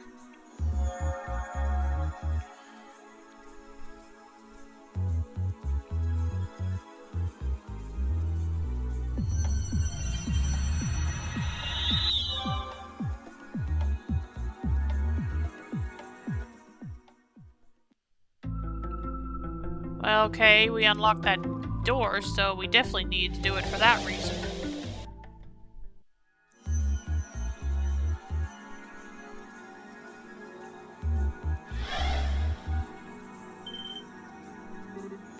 What? That looks like... It couldn't be. Could it? You've gotta be kidding me. Oh! Yeah, okay, definitely wasn't expecting him. Ugh, a stun grenade? Who goes there? Speak your name! What? I sure didn't see this coming. Tell me about it. I presume you're all familiar with this man? All I can tell by the uniform is that he's from the Royal Army. Yes, we certainly are. I'm not sure what is going on here. Estelle? Joshua? And is that you, Your Highness? Yes, it is. It's good to see you again, Richard. I feel the same. The pleasure is all mine, Your Highness. I'm delighted to see you well and in good health. There's no need to stare at the floor when you're talking to me, you know. How have you been? Thanks to Her Majesty's extraordinary kindness, I've been doing very well. I hope you'll forgive me for asking. I'm afraid I don't quite understand the situation I've found myself in. Would it be any trouble to request a brief explanation of where we stand? It would probably be easier if I handled that.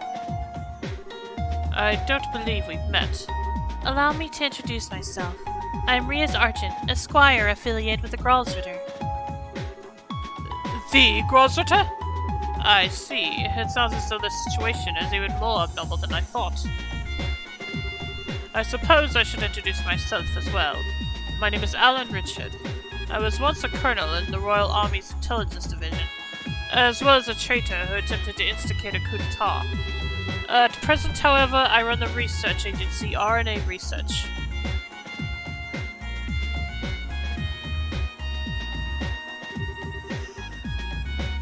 Thank you. I think I have a solid grasp now.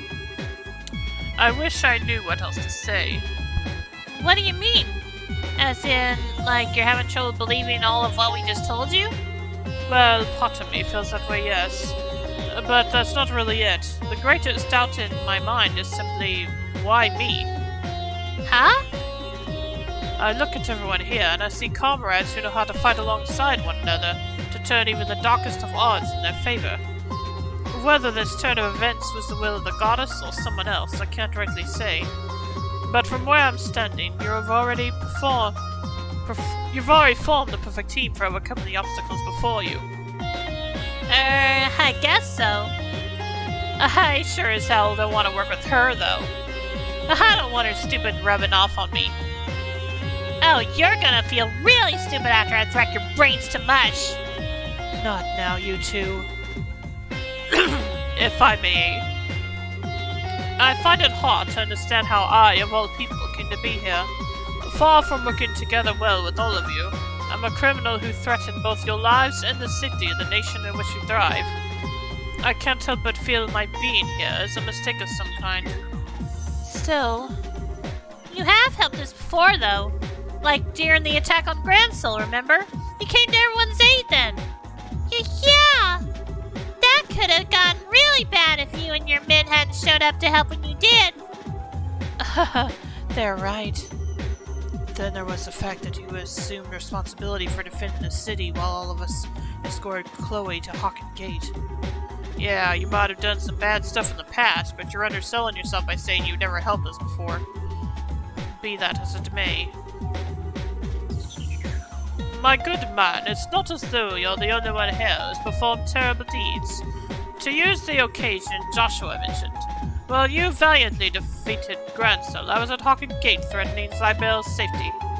And yet here I am, fighting alongside my friends without a care in the world. The best thing to do here, in my personal opinion, is relax. I'm not sure boasting about not having a care in the world is something you should be doing. I have a different perspective on those events, Your Highness. You were only threatening Liberl on the surface. You had no intention of actually doing anything.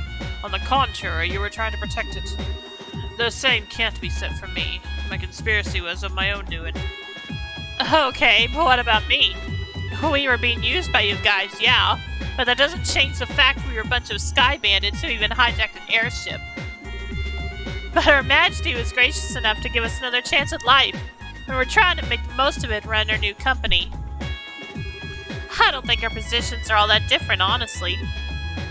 Well, you've done things. You might have done things that you regret, but it's not the past that determines who you are. It's what you choose to do now. Exactly. It'd be a huge help if we had someone as baller as you fighting with us. So please, we could really use your help. Are you sure, Annalise? Huh? You guys know each other? How'd that happen? Oh, I went to visit your dad for something a while back, so that's when we met. Huh? Really? After all we've heard, I see no reason to refuse your company. If anything, we're eager to welcome you to our group with open arms, myself included.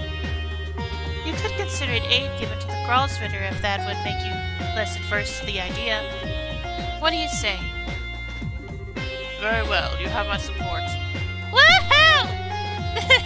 I'm so glad you're with us. Thank you. I only hope I meet your expectations. Incidentally, there's one thing I would like to confirm first. What would that be? You said that you believe everyone to have been surrounded by that white light and sent here at roughly the same time. When that happened, were you all wearing the same clothes that you are now? What kind of question is that? Now that you'll mention it, how come you are wearing your military uniform? I I was under the impression you left the armed forces. That's right! Now the question makes sense. You were wearing something different when you were sent here, weren't you? I was. Currently, I work out of an office in Ruan City, and since beginning there, I never once willingly wore my own uniform. When I was surrounded by that light, I was wearing a shirt and a pair of slacks, as I normally do. And yet somehow I find myself here in uniform. That's odd. It's not something that's happened to anyone else, either. Oh, I have a thought. Perhaps the Lord of Phantasma decided the Colonel just wasn't...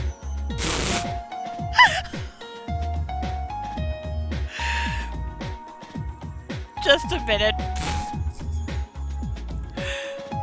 Perhaps the Lord of Phantasma decided the Colonel just wasn't sexy enough or anything else to prepare that strapping uniform for him after bringing him here? Yeah, I don't think so. So, in addition to the other billion ways there are a weird freak that got a military uniform fetish too? I couldn't entirely blame them if they did, though. Same.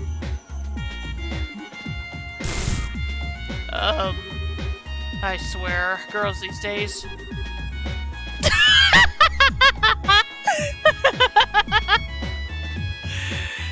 Tina has no idea what's going on. There's clearly got to be something to it. I get the feeling we're on the verge of a major breakthrough in working out how we ended up here. So do I. As well as what this place really is to begin with. Interesting. In that case, let's put the matter aside for now. Now that that's settled, then, we should start getting ready to resume our investigation. Releasing Richard should hopefully have opened up a new path for us to follow. Okay, let me see here. I think I want to take Annalise for a little while.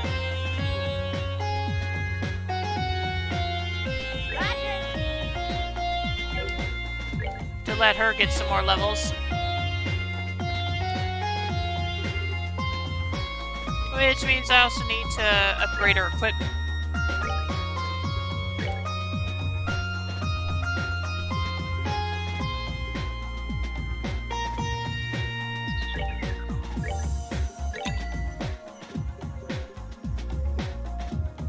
I need 3,000 for that.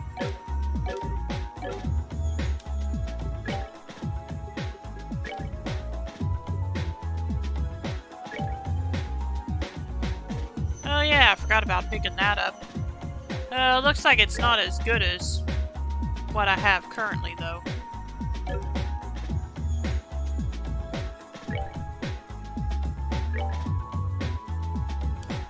So I'll probably just end up selling it.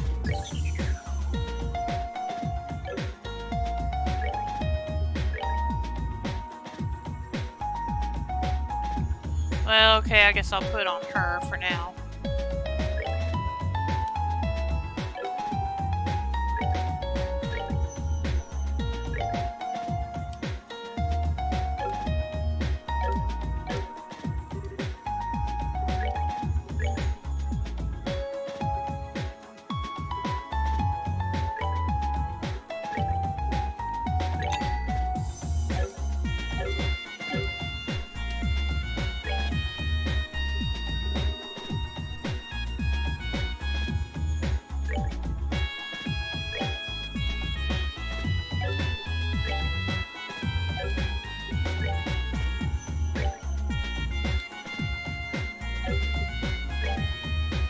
Oh, okay, it's for her, so I don't have to buy her a new weapon, at least, looks like. At least, maybe not. We'll know in a moment.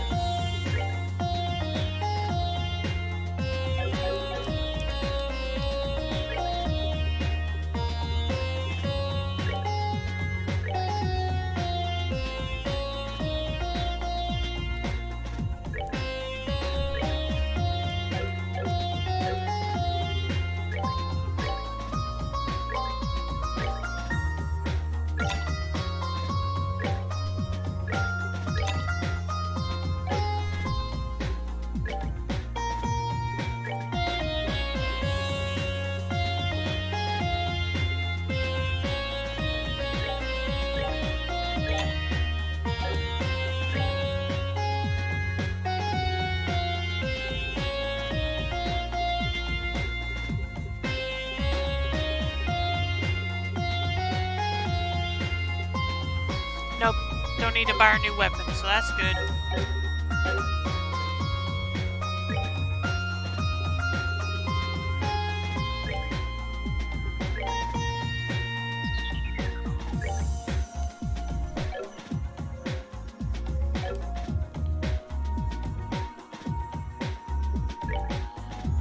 Let's see.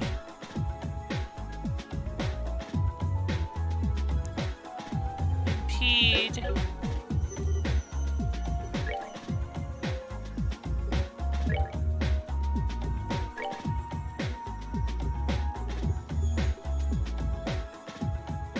Okay, can't get that. I think she had evade. Yeah.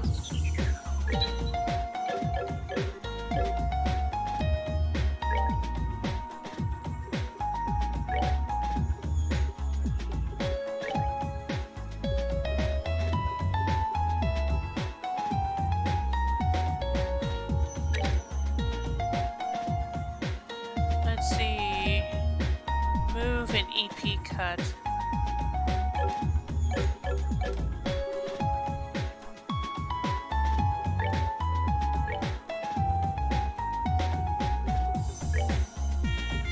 Okay, there's not a move 4. EP cut. Oh.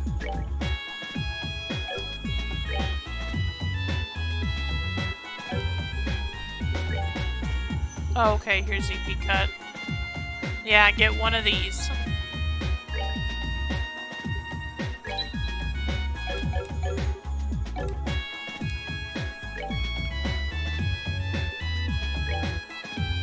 I'd rather have it be on her.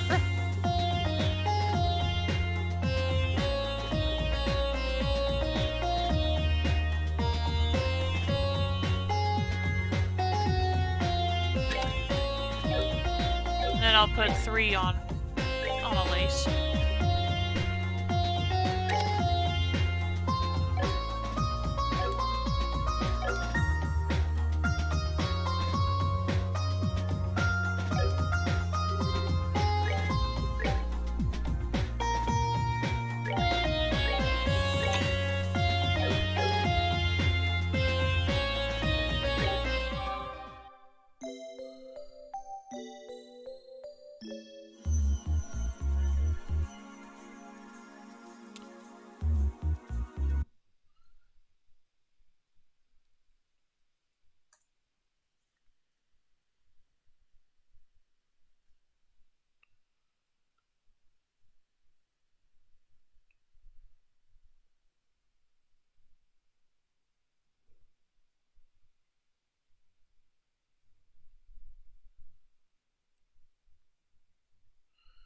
Yeah, just give me a moment. I'm just checking something.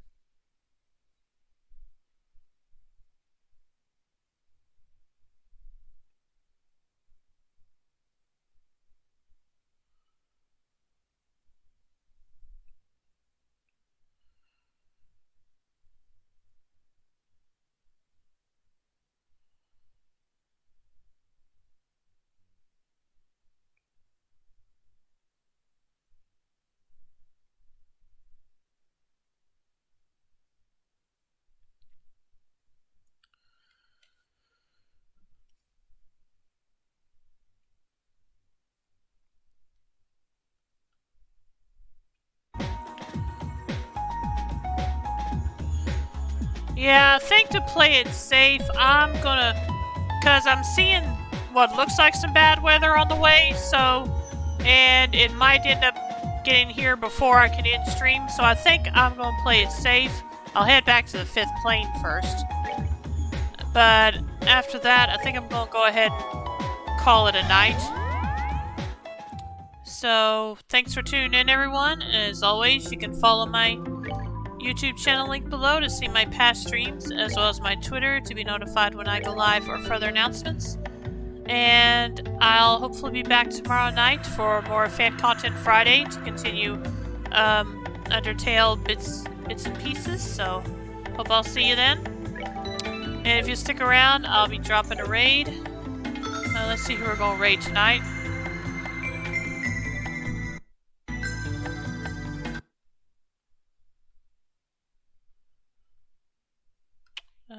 let's see here.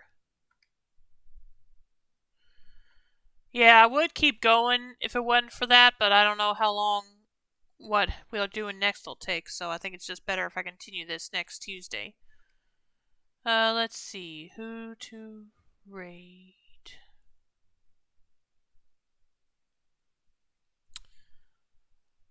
Let's raid Demon Werewolf, who's playing some Splatoon 3. So I hope you'll stick around for that. And I'll see you all tomorrow night. Have a good night and take care, everyone. Bye.